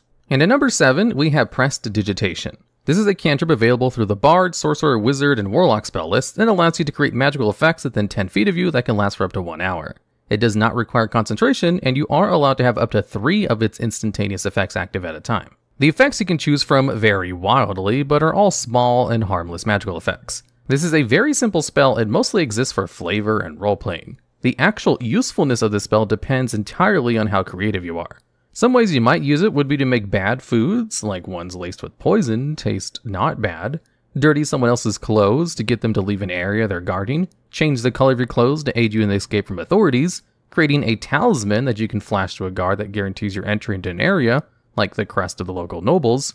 But this is really just scratching the surface, as you can really do just about anything you can dream of with this spell. The fun of this spell is further enhanced if you take it alongside Minor Illusion, which is probably the best non-damaging cantrip in the game, but we'll talk more about that later. The reason this spell is higher on this list than the previous spells is because the other spells on this list are strictly used for combat situations, and are pretty limited in who can use them. Prestidigitation, however, can be taken by any class, and its usefulness is only limited by the players that takes it. Not to mention the very small possibility of being able to take advantage of some of these effects during combat, even if they aren't exactly harmful. Even outside of combat, you might be able to use this spell for distractions, which in itself can be quite handy. But the class that can take advantage of the spell better than any other is Sorcerer, as they can use subtle spell metamagic, which allows them to spend 1 sorcery point in order to cast any other spells without using the verbal or somatic components. Meaning you can soil a guard's outfit, have it smell rancid, and create a noise to draw attention to the guard, all without needing to wave a finger or speak a single word, allowing you to remain undetected during your trickery. And at number 6, we have Mage Hand. This is a cantrip that is made available for the Bard, Sorcerer, Warlock, and Wizard spell list, and allows you to create a spectral, floating hand at a point you can choose within 30 feet of you that lasts for 1 minute. If the hand moves more than 30 feet away from you, or if you cast the spell again, the hand will vanish. Using your action, you can control the hand and manipulate an object and move the hand up to 30 feet each time you use it. It's not unrestricted though, as the hand cannot attack, activate magic items, or carry more than 10 pounds. Just like Prestidigitation, this spell is very good for flavor and role-playing. It can allow you to create distractions, retrieve objects from a distance, or just cause mischief in general. But what sets this apart from Prestidigitation is its usefulness in helping you avoid damage. For example, if you're inside a dungeon and you suspect that there are traps, you can use your Mage Hand to feel around the room from a safe distance. The hand might end up triggering pressure plates or trapwires, activating the traps while you remain at a relatively safe distance. Another thing you can do is use the hand to mess around with a chest or an object that you suspect might be a mimic. There's also basic uses for the hand, such as letting it carry a torch or secure a rope to something from a distance as well. But the reason why this spell takes a higher spot over Prestidigitation is because Mage Hand doesn't require the player to be as creative with the spell in order to get the most use out of it. And even some of the basic things it's able to do can be quite helpful, no imagination required. And at number 5, we have Goodberry. This is a first level spell that you can take from the Druid spell list. It allows you to create up to 10 berries that can be summoned one at a time as an action, restoring 1 health and provides enough nourishment to sustain a creature for 1 day. Though the berries lose their potency 24 hours after you cast the spell if they haven't been consumed yet. There aren't a lot of ways you can really use the spell outside of what it says in the description like the previous couple of spots, but you can gain a lot of value out of it regardless. If your party doesn't have a druid or ranger and the campaign focuses on resource management, like ensuring you have enough food, then Goodberry is a must pick as it eliminates the need for finding food ever again. That said, most games ban it as it becomes too strong in such games given its low level. On top of that, it can also be used to revive unconscious party members as it restores 1 hit point, which is all you need to keep a party member up. And because the potency of the berries lasts 24 hours, this is a spell you don't have to worry about wasting spell slots for, as you only need to cast it once a day. Even if food never comes up in game, the 10 hit points of healing is amazingly good, as if someone is knocked unconscious in the middle of combat, and you have the berries, you can feed them one which will make them conscious once again. While Rules as Written makes force feeding someone a good berry ambiguous, back in 2015, Jeremy Crawford of Sage Advice replied to a tweet saying that he would allow force feeding of good berry, so most tables will allow it to happen even if it isn't strictly raw. The overall usefulness of Goodberry definitely varies from one campaign to another, but it is still an amazing spell, and is only solo on this list because other spells we'll be talking about are even more bonkers. Gracing us with its presence at number 4, we have Bless. This is a first level concentration spell that lasts up to 1 minute and is only available to the Cleric spell list. What it does is allow you to bless up to 3 creatures of your choice within 30 feet of you, allowing those creatures to add an extra d4 to their attack rolls and saving throws for the duration of the spell. Bless is primarily used in combat and can turn the tide of a battle in a pinch, especially at lower levels where creatures tend to have lower ACs and the party doesn't really have magic items yet. Having a higher chance to hit creatures is just straight up a power boost, and as this affects up to 3 creatures, it could cover most of your party. Even if it's just for a single combat a day, this buff is not one to be overlooked. And at higher levels, Bless grants just as much value. While you may now have a bunch of magic items, the extra d4 is added on top of all of them, making it a spell you can reliably benefit starting at level 1, going all the way up to level 20. This is an excellent choice for pretty much every class except Barbarians, as they cannot concentrate on spells while they're raging. Spellcasters may have other things to concentrate on, but even at higher levels, you can't really go wrong with Bless. And because this is a Cleric spell, you will also gain access to some cantrips that might also help a character looking to assist their teammates, such as Spare the Dying, or this spell at the next spot on this list. And at number 3, we have Guidance. This is a cantrip that requires a concentration and lasts for 1 minute, is only available through Clerics and Druid spell lists. And what this spell does is it allows you to touch one willing creature, and before the spell ends, that creature can add a d4 to an ability check of its choice, and then once used, the spell ends. Ability checks are probably the most common rolls you'll be making in any campaign, and they can be the most important rolls you make as well. A persuasion check might decide whether you start a fight or avoid a combat. A sleight of hand check can be the difference between disarming a trap or having it blow up in your face, and a stealth check can be the difference between escaping unnoticed or being caught by the guards. So having access to a spell that you can use repeatedly for almost any ability check in the game is one of the most powerful things you can have in your arsenal. And because this spell is so good, it's actually really common for players to take Magic Initiate just for Guidance, since the possibility of turning a potentially important ability check into a successful one can be too good to pass up. The spell works especially well when combined with the help action, which you can use to give the creature under Guidance advantage on their ability check as well, since they can choose to roll the extra d4 before or after rolling. In my game, we have a specific homebrew rule regarding the help action. In an effort to decrease its power a little bit, we changed it so that you can only help a creature in a skill check if you're proficient in that skill. This is because my players always have Guidance, and as I've said in other videos, once a single party member has it, they will use it for almost every single ability check for the rest of the campaign. The reason this spell is higher on this list than Bless is because, while Bless works really well in combat scenarios, Guidance can help prevent those combat scenarios from ever occurring in the first place. But just be warned, creatures can see you cast Guidance, so it can't always be used in social situations to help on persuasion rolls. In our penultimate spot at number 2, we have Minor Illusion. This is a non-concentration cantrip that's available through the Bard, Sorcerer, Warlock, and Wizard spell list that has a duration of 1 minute. And it has the effect where it allows you to create almost any sound or image, and much like Prestidigitation, is really only limited to one's imagination. If you create an image, it must be no larger than a 5-foot cube and cannot create sound, light, smell, or any other sensory effects. Physical interactions reveal it as an illusion, so things can pass through it. If a creature examines the sound or image, they can make an investigation check against your spell save DC. Upon a success, the illusion becomes faint to that creature. This spell has many of the same benefits that Prestidigitation has, in that it can be used in order to deceive potential threats, or work your way out of an otherwise tricky situation. This is helped in no small part by the increase in range, as where Prestidigitation has a range of 10 feet, Minor Illusions has a range of 30 feet, meaning you don't have to be practically adjacent to your target to actually use the spell. But the major difference between the two is that Minor Illusion can be used much more actively in comparison, and offers more variety in ways in which you can trick your opponent or create chaos. If you just knocked a guard unconscious and need a way to hide the body in a pinch, you might create an illusion of matching terrain. You might be able to use Minor Illusion to improve morale of your party or group of soldiers by creating music or using it to start a cheer, which others can then join in. Or scare away some wolves by imitating a dragon's roar. You can also use this spell to create cover to hide behind or inside of, as long as you fit inside the space and not considered large, according to the sage advice from Jeremy Crawford. Since the Magic Initiate feat allows you to take 2 cantrips, the best thing you can do with Minor Illusion is to tank Prestidigitation because of how well they can combo with each other. You can use Minor Illusion to create a mess that would have a rancid smell to it, like a dead animal carcass, then use Prestidigitation to recreate the smell of decaying flesh if perhaps you wanted to cause a scene to draw attention away from yourself, allowing you to escape more easily. Minor Illusion is an excellent spell all around, and also a great choice to take with Magic Initiate, and is only just beaten out by the top spot on this list. And at number 1, we have Find Familiar. This is a first level spell available only through the wizard spell list, and it has a casting time of 1 hour and allows you to conjure a spirit which takes the form of one of various animals in an occupied space within 10 feet of you. You can dismiss and resummon it at any time using an action, and when its hit points reach 0, it disappears and leaves behind anything it was wearing or carrying. In combat, it takes its own initiative but can't attack, although it can take other actions instead. Being within 100 feet of the familiar allows you to communicate with it telepathically. As an action, you can see through the eyes of your familiar and hear what it hears until the start of your next turn. This comes with the downside of you being deaf and blind while this is taking place. You can cast the spell again in order to cause your familiar to adopt a new form if you so wish, and finally, when you cast the spell with a range of touch, your familiar can deliver the spell as if it had cast it instead. Your familiar must be within 100 feet of you to do this, however, and it must use its reaction in order to cast the spell. This spell makes an amazing candidate for Magic Initiate because it only requires a single cast in order to receive the full benefits of it. You don't need to maintain concentration on it, nor do you need to recast it every single day.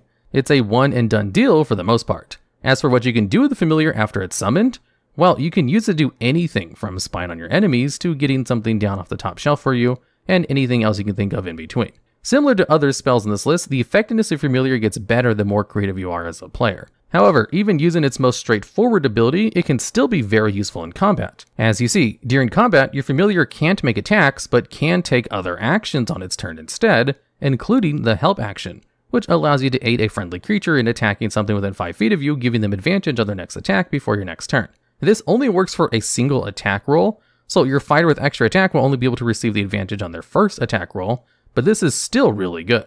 And if your familiar uses the help action in order to grant advantage on your rogue's next attack roll, they'd be able to apply sneak attack if they hid, since having advantage fulfills one of the conditions needed in order to proc sneak attack's damage. One of the best ways to do this is to make your familiar an owl, because it has the flyby trait, which allows it to fly out of a creature's range without provoking opportunity attacks.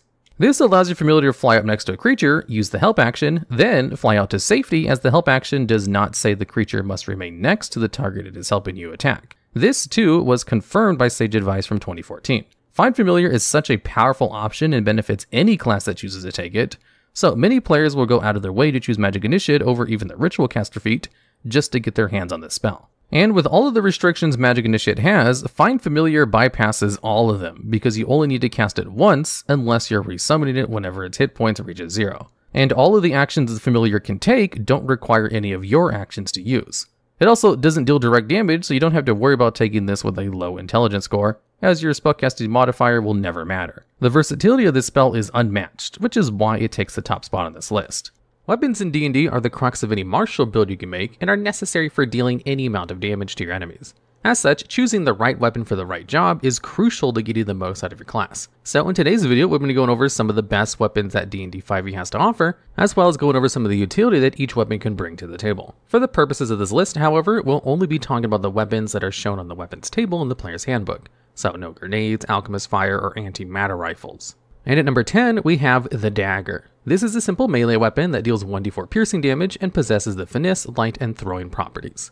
This weapon is as basic gets, as it has the finesse property, which allows you to use a dex or strength modifier, giving your rogues or dex-based fighters or rangers the ability to use the dagger effectively as well. And it being a light weapon means you can also dual wield them with ease without taking the dual wielding feat. The dagger also allows you to throw at a normal range of 20 feet and a long range of 60.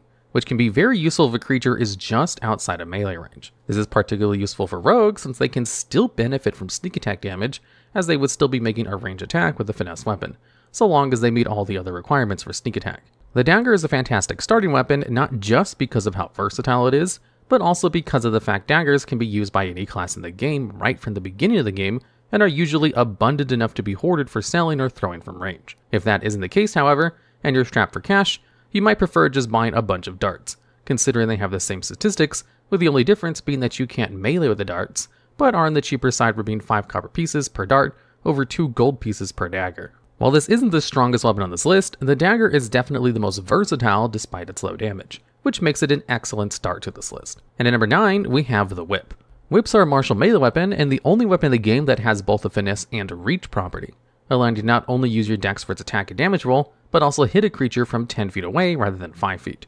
While it only deals 1d4 slashing damage, what makes the whip so good is its unique combination of finesse and reach, allowing dex-based characters to be a bit more dangerous around the battlefield.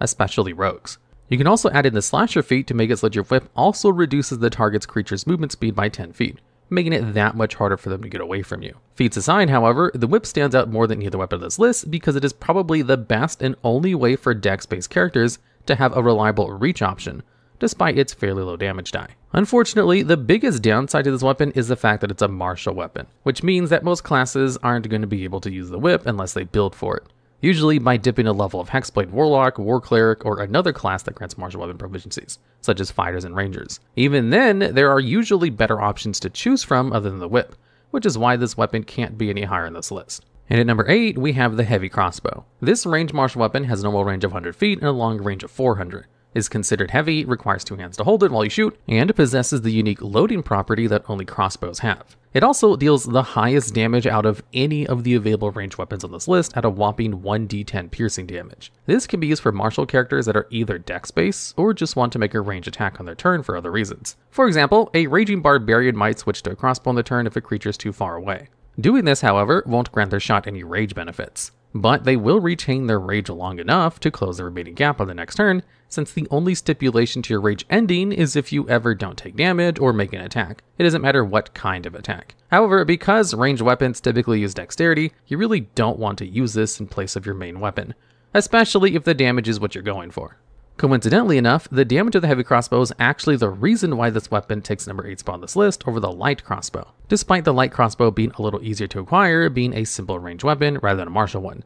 It sports the highest damage die of all ranged weapons on the weapons list, and can work well in a one-off shot on your turn, and sports a respectable range of 100 feet before having to make your range attacks a disadvantage when firing at something further than that. However, what keeps the heavy crossbow from being any higher in this list is the fact that it has the loading property, which holds it back. A weapon with a loading property can only be fired once whenever you take your action, bonus action, or reaction to fire it before needing to be loaded again. What this essentially means is that if your fighter can make 3 attacks per action, they can only use one of those attacks to fire the crossbow before needing to spend an entire action to load it back up, as loading the crossbow is considered part of the action itself. While this isn't a problem for characters that only attack once per turn, such as a rogue or cleric, it can be unfavorable to use on something like the aforementioned fighter or barbarian, since they would be sacrificing at least one attack just to hit something from range. However, like stated before, there are some clear advantages that using a heavy crossbow can have, such as dealing any damage in the first place. You can also take the crossbow expert feat, which grants you the amazing benefit of ignoring the loading property altogether, along with being able to make range attack rolls without suffering disadvantage by having a threatened creature within 5 feet of you, which also applies on ranged spell attack rolls, funnily enough. So, while the heavy crossbow is definitely one of the better weapons on this list in the damage department, it does come with some drawbacks compared to some of the other items on this list, which sport better utility and potential usefulness overall. And at number 7, we have javelins. These are simple melee weapons that deal 1d6 piercing damage and have the thrown property with a range of 30 feet for its normal distance and 120 feet for its long range distance. While damage of javelins are middling at best, the javelin has something that other weapons don't, a massive throwing distance. While every other thrown weapon has a normal range of 20 and 60 feet, the range of the javelin allows strength-based martials to attack creatures from a more favorable distance than throwing something like a trident or spear, while also dealing slightly more damage than a dagger or a dart. And while tridents and spears might be better to use as melee weapons on a day-to-day basis, due to them possessing the versatility property, allowing you to two-hand these weapons and increase their damage die of the melee from 1d6 to 1d8, there are far better versatile weapons you can use for dealing damage, such as a longsword or warhammer, which can be two-handed for 1d10 damage. However, for the sake of throwing alone, the range the javelin has is unmatched by a long shot. As why javelins only take number 7 on this list, it's mostly because their increased range might not be enough to actually put damage on the board whenever you use it. With range attacks being made beyond 30 feet having a disadvantage, it's unlikely you'll be able to hit anything from that far, unless you have a source of advantage to mitigate it. However, because javelins are simple melee weapons with a cheap cost of 5 silver pieces, you can hoard them quite easily and chuck them without fear of losing valuable pieces of equipment, as opposed to spears and tridents, which cost 1 gold and 5 gold apiece respectively. It's also typically better for strength-based characters to throw a javelin rather than shoot a crossbow whenever the situation calls for it. And extra 10 feet of normal range can prove useful in combats when your opponent would just be out of reach of other throwables. All in all, javelins are the best throwing weapon a strength-based character can use, which is why they make it this list over spears and tridents. And at number 6, we have the hand crossbow. This is a ranged martial weapon that deals 1d6 piercing damage and, like other crossbows, possesses the loading property. However, unlike other crossbows, it does contain the light property, allowing you to technically carry 2 of them. This means that you can technically dual-wield 2-handed crossbows, and even attack with both of them if you take the crossbow expert feat to allow you to ignore the loading property and make a bonus action attack with a hand crossbow when you're making an attack with a one-handed weapon. And because of how the feat is worded, this also means that even if you're only carrying 1 hand crossbow, this feat technically synergizes with itself by allowing you to attack with your hand crossbow, fulfilling the need to attack with a one-handed weapon clause, and then use your bonus action to make another hand crossbow attack. This can be particularly useful for characters that only make 1 attack, such as a cleric, or grant additional attacks since your crossbow no longer requires you to waste action economy loading it. However, even with the crossbow expert feat, hand crossbows make number 6 of this list for the sole reason that it's kind of in the middle in regards to how good it is compared to other weapons on this list. While it is definitely the most versatile ranged weapon on this list, it does come with a few drawbacks, the most prominent being its range, which is on par with javelins. 30-foot number range and 120-foot long range. You are not going to be sniping long-range targets with your hand crossbow, but there are some special cases where a hand crossbow might be preferable to use over other ranged weapons. For example, a rogue might be wielding a dagger in one hand and a hand crossbow in the other. While you can't fire your crossbow right off the bat as a bonus action, since by default you must have a free hand to load the hand crossbow, what you can do is throw your dagger at a target first to free up one hand before loading and firing your hand crossbow for an extra 1d6 piercing damage. At best, you squeeze out a little bit of extra damage using your bonus action than if you were to throw an offhand dagger, and at worst, you have a second shot at dealing your sneak attack damage if you happen to miss with your first dagger. Overall, the hand crossbow sports a good amount of versatility and decent range for characters that want to have a bit of range without the encumbrance of heavy crossbows, especially since heavy crossbows sport the heavy property, which might come as an inconvenience to smaller races as heavy weapons impose disadvantage on attack rolls whenever a small creature attempts to use a weapon at all, regardless of whether or not they have proficiency with it, and thus why hand crossbows take a spot on this list. And at number 5, we have the halberd and glaive.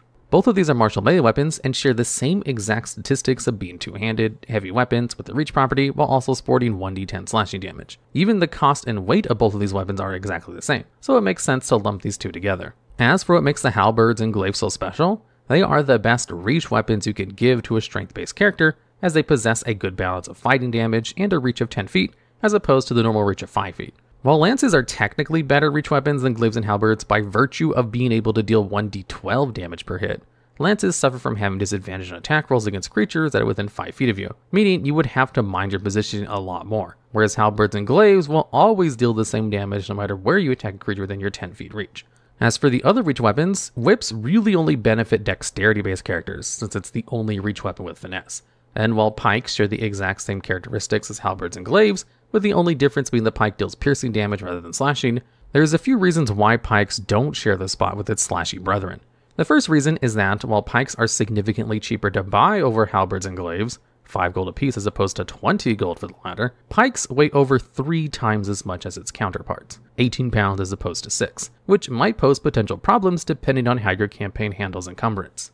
As for the other reason, this most commonly comes down to the potential feat combos. See, unlike pikes, halberds and glaives are 2 of the 4 listed weapons that can benefit from the widely popular polearm feat, which is a feat that allows you to make a bonus action attack whenever you take the attack action with one of the listed weapons, dealing 1d4 plus your attack modifier's bludgeoning damage. You also gain the benefit of being able to also make creatures provoke opportunity attacks whenever they move into your weapon's reach, rather than purely whenever a creature leaves it. Another benefit of having a reach weapon with a heavy property is the fact that it can benefit from the Great Weapon Master feat, which allows you to take a -5 penalty to your attack roll in exchange for a flat plus damage whenever you hit, as well as allowing you to make a bonus action attack with your weapon whenever you land a critical hit, or reduce a creature's hit points to 0, which further increases the effectiveness of these weapons. On top of that, you can also add the Sentinel feat to further make yourself an absolute menace on the battlefield, by making your opportunity attacks reduce the movement speed of enemies to 0 and lets you ignore the disengage action on a creature that's used it, allowing you to make an opportunity attack anyway if you choose so long as you still have a reaction for it, of course. However, because you have to specifically build for this combo by spending at least 2 feats for Polearm Master and Sentinel at the bare minimum, and because this list is about weapons themselves rather than combo potential with feats, the halberd and glaives can't be any higher in this list. If this were the case, the halberds and glaives would easily rank much higher. That being said, however, the power that having a reach weapon can provide cannot be understated. You can move up to your opponent, slash at them, then safely move away without provoking opportunity attacks, allowing you to either retreat to safety or spread the love to other enemies that you might want to grab attention from, and more easily establish yourself as an immediate threat on the board. But if you find yourself wanting to deal piercing damage and have room to spare, the pike is a good alternative, as long as you're planning to grace your build with Polearm Master. Shooting its way to number 4 on this list is the longbow. This is a ranged martial weapon that deals 1d8 piercing damage per shot, has a normal range of 150 feet and a long range of 600, and possesses the heavy and two-handed properties. Out of every item on this list, the longbow is essentially the best long-range weapon you can give to a dexterity-based character, as it sports decent damage, incredible range, and isn't held back by the loading property that crossbows have, allowing you to shoot the bow as many times as you have the attacks for it. They are essentially better short bows in every way. While most classes don't have immediate access to longbows by default, there are still tons of ways to gain longbow proficiency with minimal to low effort. While elf races can learn how to use longbows, whether it be from their elf weapon training feature or their trance feature, which varies between elf races, hobgoblins are another race which can learn the longbow proficiency due to their martial training feature, which allows them to become proficient in 2 martial weapons, as well as being proficient in light armor as a treat. Alternatively, you can dip 1 level into a class that gains martial weapon proficiencies like fighter, ranger, paladin, or barbarian. Or you can choose from a subclass that also provides martial weapon proficiencies along with some other benefits, such as the Hexblade Warlock, which is front-loaded with a bunch of unique bonuses, such as Hexblade's Curse, which allows you to add your proficiency bonus to your damage to a creature you apply this curse, provides a minor amount of healing whenever you kill the cursed creature, and, most importantly, increases your critical hit range to 19 to 20, which can be invaluable to a rogue since landing a critical hit with your sneak attack will result in an instant activation of neurons due to the high math rocks you'll be getting to roll. Along with that, you'll even gain access to spells and cantrips like Eldritch Blast, which wouldn't really do much for you as a rogue if you're using a longbow, but can still be useful for other classes or builds. Returning to the main topic at hand, however, the longbow is an incredible weapon to have when going for any sort of range build, since its normal range of 150 feet completely overshadows the normal range of every other ranged weapon on this list. And if you were to take the Sharpshooter feat, which not only grants you the benefits of the Great Weapon Master feat of foregoing accuracy for flat damage, you also get to ignore the disadvantage imposed by using a weapon's long range, which essentially means your longbow would just have a range of 600 feet with no downsides.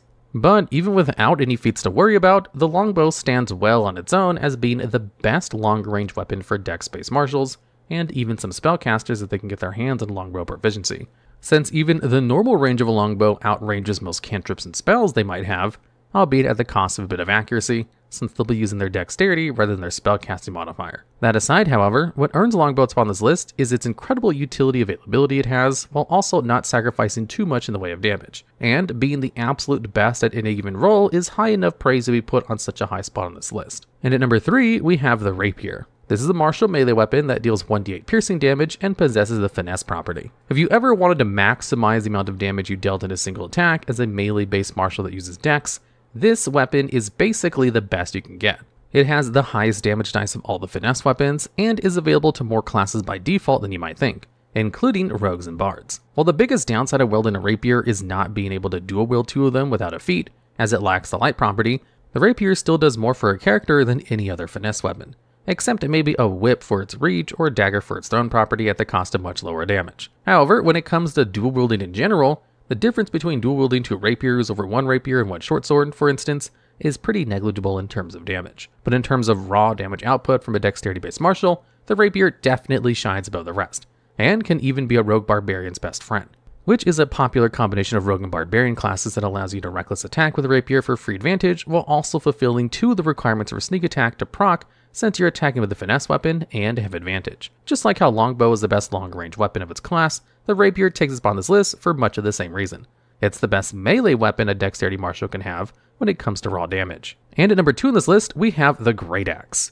This is a martial melee weapon that has the heavy and two-handed properties and deals a whopping 1d12 slashing damage. The Great Axe is a favorite for half-orcs and barbarians, since they both have ways to increase that damage die, and thus the overall damage of the Great Axe to an extensive degree. Half-orcs gain access to the Savage Attacks feature, which allows them to roll an extra damage die whenever they land a critical hit with a melee weapon attack, meaning that a crit would deal a total of 3d12 damage rather than 2d12 of a normal crit. Barbarians also get a similar feature called Brutal Critical at 9th level, allowing them to also do the same thing while getting stronger over time, adding another damage die at 13th level, and then 1 more damage die at 17th, giving you meaty crits that can deal up to 4d12 damage before adding your strength mod or your potential rage damage. And if you're half-orc, Savage Attack does stack with Brutal Critical, making your Great Axe swing for 5d12 damage whenever you land a critical hit. The best part about this is that you don't even need to invest anything other than the base features you're given by half-orcs and barbarians. But even outside of being a half-orc or a barbarian, having the highest possible damage dice in the game is an impressive feat, as the only other weapon in the game that matches it is the Lance, which comes with both an upside and a downside in comparison. As mentioned previously, the Lance does have the reach property, allowing you to attack creatures from 10 feet instead of the standard 5 feet, but forces disadvantage on attack rolls if you're trying to attack something that's within the standard 5 feet reach of you, which forces you to really think about your position on the battlefield to squeeze out that 1d12 piercing damage it does. This is because the Lance is technically supposed to be used while mounted, which is supposed to make it a bit easier to handle, as it doesn't require 2 hands to wield while you're mounted, which adds a bit of flexibility over other weapons, such as allowing you to have a shield at the same time while using a lance, a feature no other two-handed weapon allows, including the Great Axe. However, since mounted combat is rare in most campaigns, the Great Axe still comes out on top due to its simplistic nature of just needing to hit a target to deal big damage. As for why the Great Axe takes number 2 on this list, it's mostly because, outside of being a half-orc or a barbarian, there's one set of weapons that have a bit more flexibility and utility than the Great Axe, and those weapons are, at number 1, we have the Greatsword and the Maul. These martial melee weapons deal 2d6 slashing and 2d6 bludgeoning damage respectively, and possess the heavy and two-handed properties. While neither of these weapons have the massive damage die of a Great Axe, the average damage of the Greatsword or Maul is actually slightly higher than the Great Axe, but only just barely. Not only that, but due to having 2 smaller damage dice to work with, Greatswords and Mauls tend to swing more consistently than Great Axes. This is because the Great Axes have an equal chance to land on any number from 1 to 12, whereas a Greatsword or Maul will have the greatest chance to roll its average damage due to having more paths to that average. To put it another way, the only way a Great Axe can roll its average damage of 6 is by rolling a 6. Whereas, for a Greatsword or Maul to roll its average damage of 7, it can roll a 6 and a 1, a 5 and 2, 4 and 3, and so on and so on. The end result is that with a Greatsword or Maul, you have a much lower chance to roll minimum or maximum damage, but a higher chance to roll average or consistent damage overall. Whereas a Great Axe has a much higher chance at a Greatsword or Maul to roll minimum or maximum damage, but less chance to roll more consistent average. While this alone doesn't really make one weapon better than the other, it might be an important distinction for players that might want a weapon that feels more consistent to them, rather than a weapon that may deal big damage sometimes, and tiny amounts of damage at others. More importantly, however, Greatswords and Mauls have incredible synergy with great weapon fighting style that paladins and fighters have access to, as it allows you to reroll any 1s and 2s you roll into damage with your two-handed melee weapon attacks and use the new rolls. While the Great Axe benefits from this feature as well, what makes it so great for Mauls and Greatswords is the fact that it essentially makes these weapons even more consistent than they already are. As mentioned before, Greatswords and Mauls have a much lower chance of rolling low or high damage than Great Axes. So as a result, great weapon fighting helps lower the chances of rolling low, while also raising the chances of rolling average or high on a weapon that's already rolling pretty consistently overall. While we're comparing different features to each other, Great Axes do have one thing over Greatswords that we've already covered: better savage attacks and brutal criticals. See, both these features add an additional damage die whenever a player lands a critical hit. This means that while a Great Axe's damage ends up being a total of 3d12 slashing damage, or an average of 19.5 damage with brutal critical, a Maul or Greatsword would only gain an additional 1d6, which would result in a total of 5d6 damage, or an average of 17.5 damage over the normal 4d6 or 14 average critical hit damage.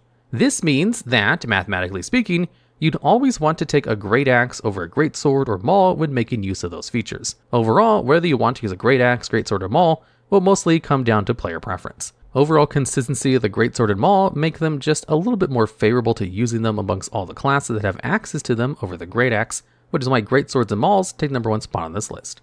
Tool proficiencies let your character craft and create items that can be really useful. They're usually something you'll use during downtime, which makes them a crucial part of your character's identity as well, and they can actually be great tools for combat at lower levels. If you want to make the most out of your character, it's pretty important to understand how tool proficiencies work and what you can do with them. Starting off this list at number 10, we have Brewer's Supplies.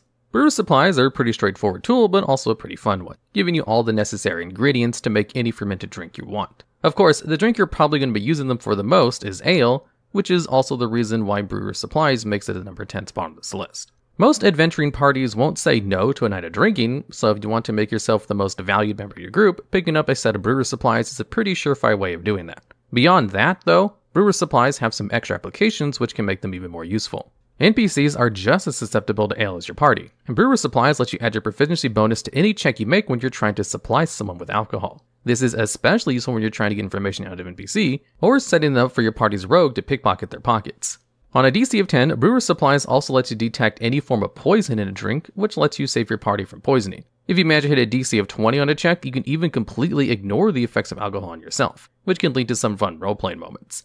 Another potential use is if you're going to be playing a survival-based campaign, because proficiency in brewer supplies lets you purify up to 6 gallons of water on a long rest, and 1 gallon on a short rest, something that you would normally use a level 1 spell Purify Food and Drink for. This means that technically brewer's supplies are just a free first level spell, though not an especially good one.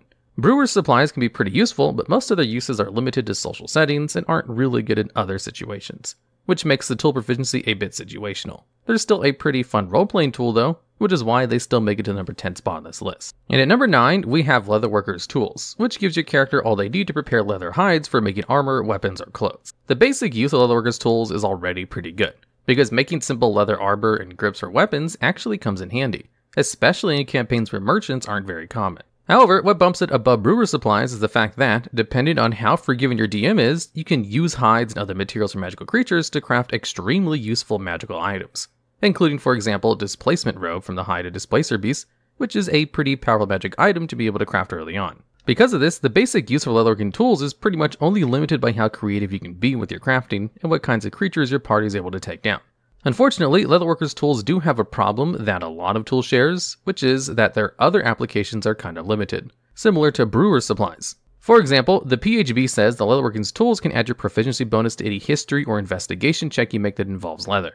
Now, that might be useful in very specific situations, but even then, you're going to be just as much use as any other character that has proficiency in history or investigation, as proficiency with leatherworking tools just lets you add your proficiency bonus to the skill check. Outside of crafting some specific magical items, which is still a pretty powerful ability, leatherworking tools don't have many other uses, which is why they only make it at number 9 on this list. And at number 8 spot, we have Carpenter's Tools, a tool which mainly lets your character build or fix wooden objects specifically. Similar to Leatherworker's Tools, Carpenter Tools lets you add your proficiency bonus to a bunch of checks to do with wood, such as knowing the use or the origin of wooden buildings, investigating irregularities, and even finding a trapdoor or secret passage.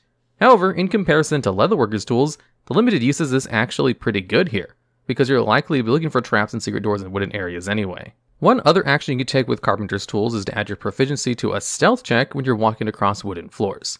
If you know your campaign is going to be set in a town, or better yet, a city, then a proficiency in Carpenter's Tools is definitely a good option to take if you want to be sneaking around, but don't want to play a rogue. There's also another set of tools similar to Carpenter's Tools called Mason's Tools, which have very similar available actions, except Mason's Tools are for rock instead of wood. The thing that makes Carpenter Tools much more useful than Mason's Tools is the fact that they let you specifically repair wooden objects as well. If your party's cart breaks down or a hole gets punctured in your boat, then having proficiency in Carpenter's Tools just immediately fixes that problem. Even in campaigns where your party might not be traveling that much, you can still be useful to NPCs who will definitely need to fix a cart, door, or chest at some point. Mason's Tools only let you repair stone objects, which are going to be a lot less common when you're adventuring. Of course, there's also a cantrip called Mending that can substitute for some of the things Carpenter's Tools can do, but Mending is limited to repairing only 1 foot of damage, which often isn't enough to fix more severe problems. Overall, Carpenter's Tools are a pretty all-around useful tool, with their only downside being that, while fixing up carts and sneaking around is good, the impact on those abilities on the game just isn't as strong as the tools that are higher on this list. And at number 7, we have Cartographer's Tools and Navigation Tools. Both of these tools share this spot because they function pretty much the same way, and it just depends on the type of game you're playing whether you want to pick one over the other. The main thing that both of these tools are used for is to either determine which direction your party needs to travel, or for drawing up a map of an area you've already explored. Navigator's Tools let you do this at sea, while Cartographer's Tools lets you do it on land. Of course, most campaigns are land-based, so Cartographer's Tools are a bit more commonly used than Navigator's Tools. However, Navigator's Tools are more effective to make up for that, so both proficiencies are about as useful. For example, determining the direction and distance of a destination with Cartographer's Tools requires a DC of 15, and with Navigator's Tools it only requires a DC of 10. Both of these tools are especially great because they're always basically useful. Even if you might not immediately need them, you never know when your party is likely to get lost or dropped into an unfamiliar territory during a campaign, and it can be pretty crucial to have someone who's able to identify landmarks or map out surroundings on the fly. If you're thinking of using either of these tools, make sure to check with your DM before playing to see if it's going to be a more nautical or land-based adventure and make your decision based on that. All in all, Cartographer's and Navigator's Tools don't let you do anything insane, but they're really solid options with very few downsides and are pretty much always going to be useful, which makes them a good fit for number 7 on this list. And at number 6, we have the Forgery Kit, which is a tool that basically lets your character interact with and make forged documents really easily. The rules for the Forgery Kit give some pretty good examples for what kind of documents you can forge with it, and show exactly what's great about the Forgery Kit. You get a lot of freedom to be creative with the tool, and it can be very effective in a lot of different situations. For example, you can forge papers that proclaim you to be a noble in order to sneak your way into someone's manor or an aristocratic party. A lot of cities in D&D adventures also require specific documents if you want your party to be allowed in, and a forgery kit makes it pretty easy to produce those. You could even forge completely fake historical documents to convince the members of a cult to abandon their god, or cause a kingdom to come toppling down because you provided irrefutable evidence that their king is a bastard. What's more, outside of using a forgery kit, there isn't really a reliable way to forge a document in D&D that doesn't end up costing you a spell slot, so it's pretty valuable and unique proficiency to have. Proficiency with the forgery kit also lets you make any forged document you want on a short rest, as long as it's one page, which is pretty crazy as most tools only let you use their abilities during a long rest. So while it may be kind of limited to more social campaigns, the amount of impact this one tool proficiency brings to the table, along with how unique it is, makes it definitely deserving of a spot on this list. And at number 5, we have the Herbalism Kit, a tool which allows your character to work with plants, make potions, and identify illnesses. Now, the great thing about the Herbalism Kit is that it lets you make potions of healing, something which is incredibly useful if you can find the right plants. Giving your entire party access to potions of healing essentially gives your party the ability to heal themselves at will for only an action on their turn, which at low levels is really good. What makes the Herbalism Kit even better is that it also lets you add your proficiency bonus to any checks you want to make to find plants for healing potions. So not only does it let you make potions of healing, it also makes finding the ingredients for them much easier. And if you find yourself stuck with some extra healing potions, you can always just start selling them, as healing potions are usually pretty expensive. Also, in some survival-based campaigns, the Herbalism Kit would be a good tool to consider as well, similar to Brewer's Supplies, as it helps you in finding good plants to use as a source of food. Those two tools are also great in combination. If you have a character with proficiency in both, you'll pretty much never run out of food or water. Now, if this proficiency just gave your character the ability to make healing potions and find food, it would already be pretty good. But it also helps you identify what kind of illness someone is suffering from on a DC of 20, and also makes it easier to identify unknown potions. Potions are a pretty big part of D&D, so letting you make potions and help your party identify them is pretty amazing, and definitely makes the Herbalism Kit worthy of taking up the number 5 spot on this list. Unfortunately, the usefulness of healing potions does start falling off pretty fast at higher levels though, which is why it's not at a higher spot than the next 4. And at number 4 on this list, we have Alchemist Supplies, a proficiency that lets you create all kinds of useful substances for in and out of combat. Now, the Alchemist Supplies gives your character access to a large amount of optional things to craft, which is an especially good thing to be able to do during your downtime, as it means you'll never run out of things to do. It even lets you identify potions and poisons, so it's basically doing half the work of the Herbalism Kit already. Out of combat, the most useful thing about Alchemist Supplies is that they let you start a fire. Even though there's a couple of cantrips that do something similar, like Firebolt and Create Bonfire, all of those spells are pretty flashy and require verbal components, which means you can't really do them stealthily. If you want to burn something down quick without having to pass a check or draw attention to yourself, Alchemist Supplies can come in really handy. However, by far the best thing about Alchemist Supplies are the substances you can craft, because they can just let you add extra damage to your party's attacks, which at lower levels is insanely good. Most DMs will allow you to attach something like Alchemist Fire to an arrow, which already adds an extra 1d4 fire to the attack. However, if you also attach a vial of acid to the arrow, then you could be doing another 2d6 acid damage. Fire might be a more useful damage type, but 2d6 acid damage available at first level is really good, especially considering you're often going to be adding that onto your character's damage totals. Although, also be sure to ask your DM if you can even do this, because this is kind of homebrewy. Of course, Alchemist Supplies shares the same problem as the Herbalism Kit, in that their usefulness drops off pretty quick, which means they don't quite make it to the top 3 of this list. However, Alchemist Supplies also allows you to create antitoxins, which gives some advantage on saving throws against poisons. Even at higher levels, it's nice to not have to use a spell slot to save someone from poison, which is why Alchemist Supplies are still slightly higher than the Herbalism Kit on this list, as they do have some other uses at high levels. Coming in at number 3, we have the Poisoner's Kit, which lets your character interact with poisons in some pretty unique ways. Obviously, the main reason that the Poisoner's Kit is so high on this list is pretty self-explanatory. Being able to make poisons whenever you want is really good, at lower levels and even at higher levels. At lower levels, it just allows characters in your party to add extra poison damage to their attacks, which can make a huge difference in low-level combat, similar to Alchemist Supplies. At higher levels, you'll be able to use poisons that can completely disable your enemies, inflicting the paralyzed condition on them, which stops them from moving, gives advantage on attacks against them, and every attack that hits becomes an automatic crit in melee. If it could just help you create different poisons, the Poisoner's Kit would obviously be really good, but it has some pretty nice extra uses as well. For example, it lets you add your proficiency bonus when trying to cure someone who is poisoned. Plus, the Poisoner's Kit has some really good synergy with a lot of other tools as well. If another member of your party has proficiency in Brewer's Supplies, It makes it that much easier for you to accidentally slip some poison into an NPC's drink. Or if any character in your party is proficient in the Herbalism Kit, they can easily provide you with the necessary ingredients for your poisons so you can never run out of stock. Unlike a lot of the previous tools, the Poisoner's Kit is basically just as useful in both combat and social scenarios, which kind of means no matter what sort of campaign you're in, you'll always find some good uses for it and you'll always have some significant impact, which definitely makes it deserving a high spot on this list. And at number 2, we have the Disguise Kit, which mainly allows your character to assume all sorts of disguises. The reason the Disguise Kit is so high on this list is because disguising yourself in D&D is just insanely useful. It might seem like it's only good in campaigns which are more social focused, but there's so many ways to use a Disguise Kit in combat or exploration focused games as well. Think about infiltrating a goblin dungeon by disguising the orc in your party as a broad hobgoblin, or disguising your entire party as prisoners. You could even use a Disguise Kit to scare off entire groups of enemies by disguising yourself as a vampire, one of the strongest creatures in D&D. There's a good reason why the spell Disguise Self is a 2nd level spell, which basically does the same thing. And even though Disguise Self is a quicker way to do what Disguise Kit does, it still costs you a 2nd level spell slot.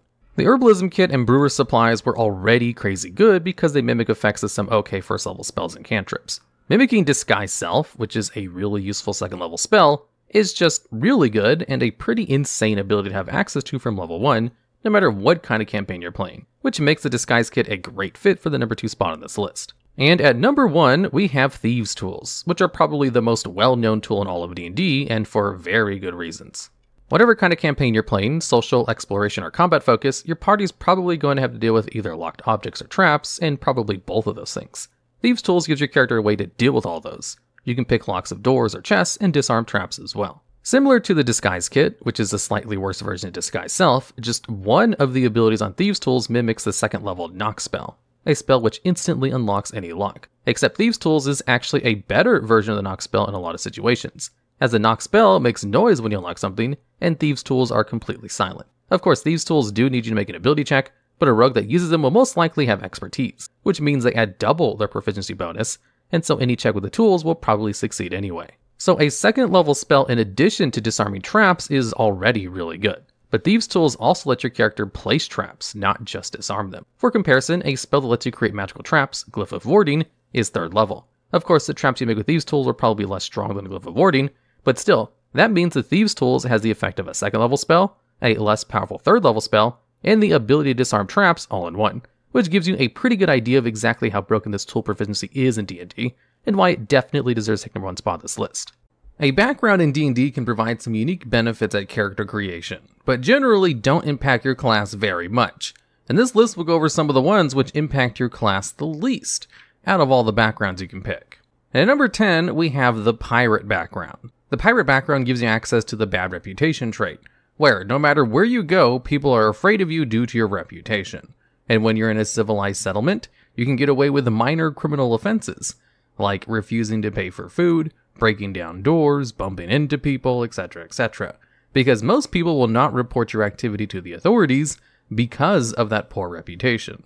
So basically what this background means is your background allows you to get away with petty crimes, which is not really as useful as something like Wanderer, which allows you to completely break survival games, or the Steady feature, which straight up doubles the amount of marching you can do per day. Background features with actual gameplay benefits. Being able to get away with petty crimes is kind of minor in comparison to those two. However, if you wish to play a character who's going to revel in committing petty crimes, then this is an absolute must pick, for flavor reasons. Obviously, all the options in this video will be excellent if you only care about the flavor with your background pick. They're generally being rated on how useful the background traits are for actual gameplay. Also, the Pirate has some pretty decent proficiencies. In addition to having a special trait, all backgrounds provide some extra proficiencies, and Pirate allows you proficiencies in Perception, which is an S tier proficiency to have, in addition to some other niche useful stuff, like proficiencies in Athletics and 2 tools which might be useful in an aquatic game. So, because the Pirate background has access to a really good proficiency, it's only the number 10 spot on this list. And at number 9, we have the Gladiator. The Gladiator has a special trait called By Popular Demand, which allows you to perform at special events like gladiatorial arenas or secret fight clubs, where if you perform, you can earn free lodging and food. In addition, you're treated as a local celebrity, which means the locals can treat you pretty favorably, which might result in easier social encounters. Now, the Gladiator special ability is the exact same as the Entertainer background, except the Gladiator one is a lot more limiting in where you can actually perform. With the Entertainer, you can perform pretty much in any tavern or noble's house, and quite easily reap all the benefits, but with the Gladiator, you're a lot more limiting in where you can actually apply the benefits by popular demand, which are fine. It can save you some gold, but you definitely have to work for it. The proficiencies the background provides are also not super useful, as it gives you acrobatics and performance. Although those could be considered B-tier proficiencies, so they're not useless either. You also get Disguise Kit and 1 Instrument proficiency, which are not as useful as tools, but situationally could be useful depending on your campaign. So the Gladiator is basically just a copy-paste of the Entertainer, just slightly worse because it's more limiting, unless you're in a campaign where there's constant strings of secret fight clubs you can participate in, of course. Or you just really want that Entertainer background with a Gladiator flair. And at number 8, we have the Rakdos Cultist background from Guildmaster's Guide to Ravnica. The Cultists have the trait called Fearsome Reputation, which is basically the same as the Bad Reputation trait from the Pirate background. AKA you can get away with petty crimes, because people are very careful not to draw anger or ridicule from your cult. However, unlike the Pirate, the Cultist doesn't have an S-tier proficiency. It instead has proficiencies in acrobatics and performance, which again are kind of B-tier, although being a background from Guildmaster's Guide to Ravnica, it does give you access to the Rakdos Guild spells, which are spells you're allowed to pick when picking spells if you're playing a spellcaster class, without having to meet the class prerequisites for those spells, which could be useful if you really want to pick up Dominate Person without being a bard, sorcerer, or wizard. But if you're going to pick a background just for their guild spells, then the rest of the background features don't really help in that decision anyway. The spell list might be decent if you're really interested in one of the spells listed on screen, but having mediocre proficiency bonuses and being able to get away with petty crimes isn't much of a selling point on top of those spells. And at number 7, we have Rival Intern from Acquisitions Incorporated.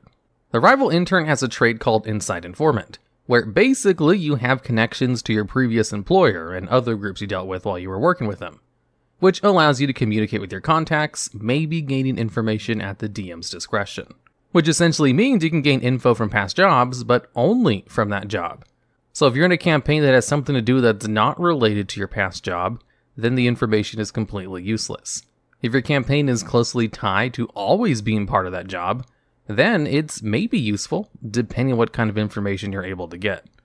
There are some really good background features which only give you information, like guild membership or court functionary, but those ones usually have other benefits on top of granting information, or allow you to get information from an incredibly useful source, like the government of whichever town you're in, rather than just a single company branch. So again, the background could be useful, just not as useful as some of the other better background information traits. The Rival Intern also, like most of the backgrounds on this list, only has B-tier proficiencies, like History and Investigation, but also gives you any one language of your choice, and one type of artisan tool, which could be a neat bonus. And at number 6, we have the Soldier background. The Soldier has the military rank feature, where if you go to other soldiers which are loyal to your former military organization, and who still recognize your rank as a soldier, you may be able to pull some influence over soldiers of a lower rank, in order to ask questions or maybe obtain the aid of some simple equipment or horses for temporary use. In addition, you can usually gain access to friendly military encampments where your rank is recognized. So, basically, it allows you to pull rank on lesser ranking soldiers and maybe get assistance from military camps, which are part of your military, which can situationally provide some pretty useful benefits at times, or be completely useless most of the time. You can only pull rank if your background includes a high rank, or at least something above the normal soldiers. There's no guarantee you can even get super useful benefits from it. And also, it relies entirely on there being military camps associated to the military you hold a rank in. So, depending on your campaign, you might never run into foreign military camps, or any military camps at all, and maybe just a city watch post or local militias. So while it might provide some pretty neat benefits at times, those times might not come up. But even in best case scenarios, the benefits are still only situationally useful. The proficiencies it provides, athletics and intimidation, are probably on the high end of B tier proficiencies, bordering on A tier. Athletics checks are involved heavily with grapple and shove actions, and it's a common enough check in order to perform useful features inside normal gameplay. Intimidation is a completely viable way of interacting with people, just usually not as useful as persuasion. And it's one of the few ways to gain proficiencies in land vehicles for a background. So if you really need that, this is an option. And at number 5, we have the Athlete. The Athlete has the Echoes of Victory trait, where if you're visiting a settlement that's within 100 miles of wherever you grew up, there's a 50% chance that someone there might be willing to provide information or temporary shelter. And also between adventures, if you're given downtime, you can earn enough to live at a comfortable lifestyle by participating in athletic events. Which means you basically have a 50% chance to maybe get a free place to stay from a fan, assuming everything is within 100 miles of the place you grew up. So if you're lucky and do win that 50% die roll, then it's kind of like the entertainer background without actually needing to entertain anyone. Although it is still kind of a worse entertainer background, since it doesn't give you the benefits of the local people liking you as well, or just being able to guarantee a free place to stay as long as there's an establishment nearby that wants your services. You only have a chance to get a free place to stay, and that's about it. The downtime benefits are kind of minor as well, but could save you some gold if you're in a campaign which regularly has downtime. Not all of them do though, and also the proficiency the Athlete provides, acrobatics and athletics, are pretty solid B tier proficiencies, and fit the background theme pretty well. You also get land vehicles and even a language of your choice. So, they're not the best proficiencies in the world, but they're definitely not that bad either. But the main reason it's on this list is because the entertainer background is already kind of mediocre, and it's a little bit worse than that. And at number 4, we have the Sage. The Sage has the researcher trait, where if you're attempting to learn or remember a piece of lore, you can basically ask the DM if that's something you would have come across in your research in the past. And if it is, they can just tell you the information without a check. If not, they can tell you where you can go in order to learn that information, like a library, university, or another sage who's an expert in that field. Or the information just simply cannot be found and might require a whole campaign in order to learn that information. So basically, you get to ask the DM a question, and then maybe the DM can give you an answer. So it's really as useful as your DM is generous with giving you information. And even if they are generous, it's only really for lore, which could be completely useless if the information you need is pretty specific. Like where to find a secret entrance, or looking for the location of the big bad evil guy. You also get proficiencies in Arcana and History, which are pretty middle-of-the-road proficiencies, but you do also get 2 languages of your choice. Very few backgrounds allow you to pick 2 languages, so it could be useful for that alone. Although, just because very few of them do, doesn't mean there aren't other more useful backgrounds that give you 2 languages, like the Courtier or the Celebrity Adventure Scion, which also give you 2 languages and have much better traits and proficiencies. And at number 3, we have the Cloistered Scholar from the Sword Coast Adventures Guide.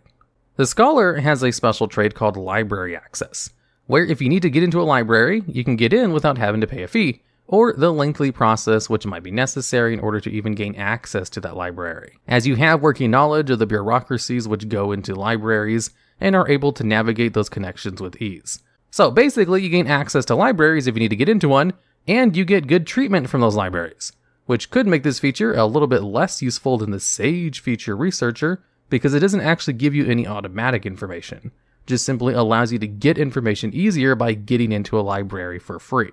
Although having library access could be as useful as the libraries themselves that you have access to. If it's just a local library from a rural village, they might not even have a library, but if they did, it's probably not going to be that useful. Although a big, super secret magical library in a big city might actually be a plot important event. Although, for looking at the usefulness of being able to get into libraries easier when compared to other background traits, it's not super mechanically useful.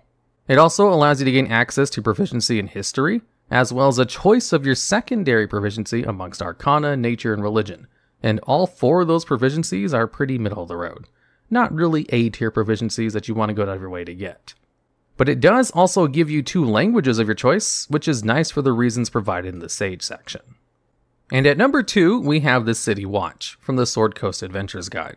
The City Watch has access to the Watcher's Eye feature, where your experience in enforcing law and dealing with lawbreakers gives you a natural feel for the local laws and criminals, which allows you to easily find a local outpost with a similar City Watch and just as easily pick out dens of criminal activities in the city, as well as allow you to become more welcoming with City Watch-like outposts, and not welcome to criminal locations.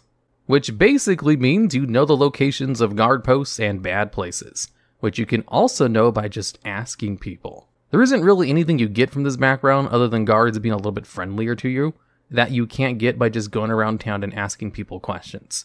Although, one thing of benefit to the City Watch is that you do get proficiency in Insight, which is an A tier proficiency, and Athletics, which is neat, in addition to 2 languages of your choice, again, one of the few that provides 2 languages instead of just 1. There's also a variant to the City Watch called the Investigator, which simply allows you to trade Athletics proficiency for Investigation, which is neat too, I guess. Although with how underwhelming the actual trait of the background is, you're probably better off just picking something else if you want those proficiencies, or just use the default rules that allow you to substitute proficiencies with background for whatever you want. And at number 1, we have the Hermit background. The Hermit background has the Discovery trait, which instead of actually being a trait which provides benefits, it's more of a description of what the Hermit is. The trait basically details that you lived in seclusion away from society in some way, but while you were in seclusion, you gained access to a unique or powerful discovery. The exact nature of the discovery could be a great truth about the cosmos, something about a deity or the forces of nature. They could also be about a sight that no one else has ever seen. You might have uncovered a fact that everyone else has forgotten about, or maybe even found some super secret relic. Whatever the super secret discovery was, it doesn't actually give you a bonus, and is exclusively a plot point, where the rest of the skill tells you to work out with your DM what the discovery is and how it impacts the campaign. So while it might be neat for a plot point, and could be a really cool addition to your background, it really shouldn't be a background trait. Pretty much every other background trait actually gives you some kind of benefit, except the Hermit background. Even though the Hermit background is actually a pretty popular pick too, because it can open up a lot of neat potential for background character ideas. Although thankfully, the default rules allow you to pick different traits with your background, and since Discovery is purely lore, you can just change it out for something else more appropriate, like maybe the Wanderer skill from the Outlander background. The proficiencies are also pretty middle of the road, it's just medicine and religion, and also it only gives you 1 language of your choice, which is neat, but not as good as being able to pick 2 of them.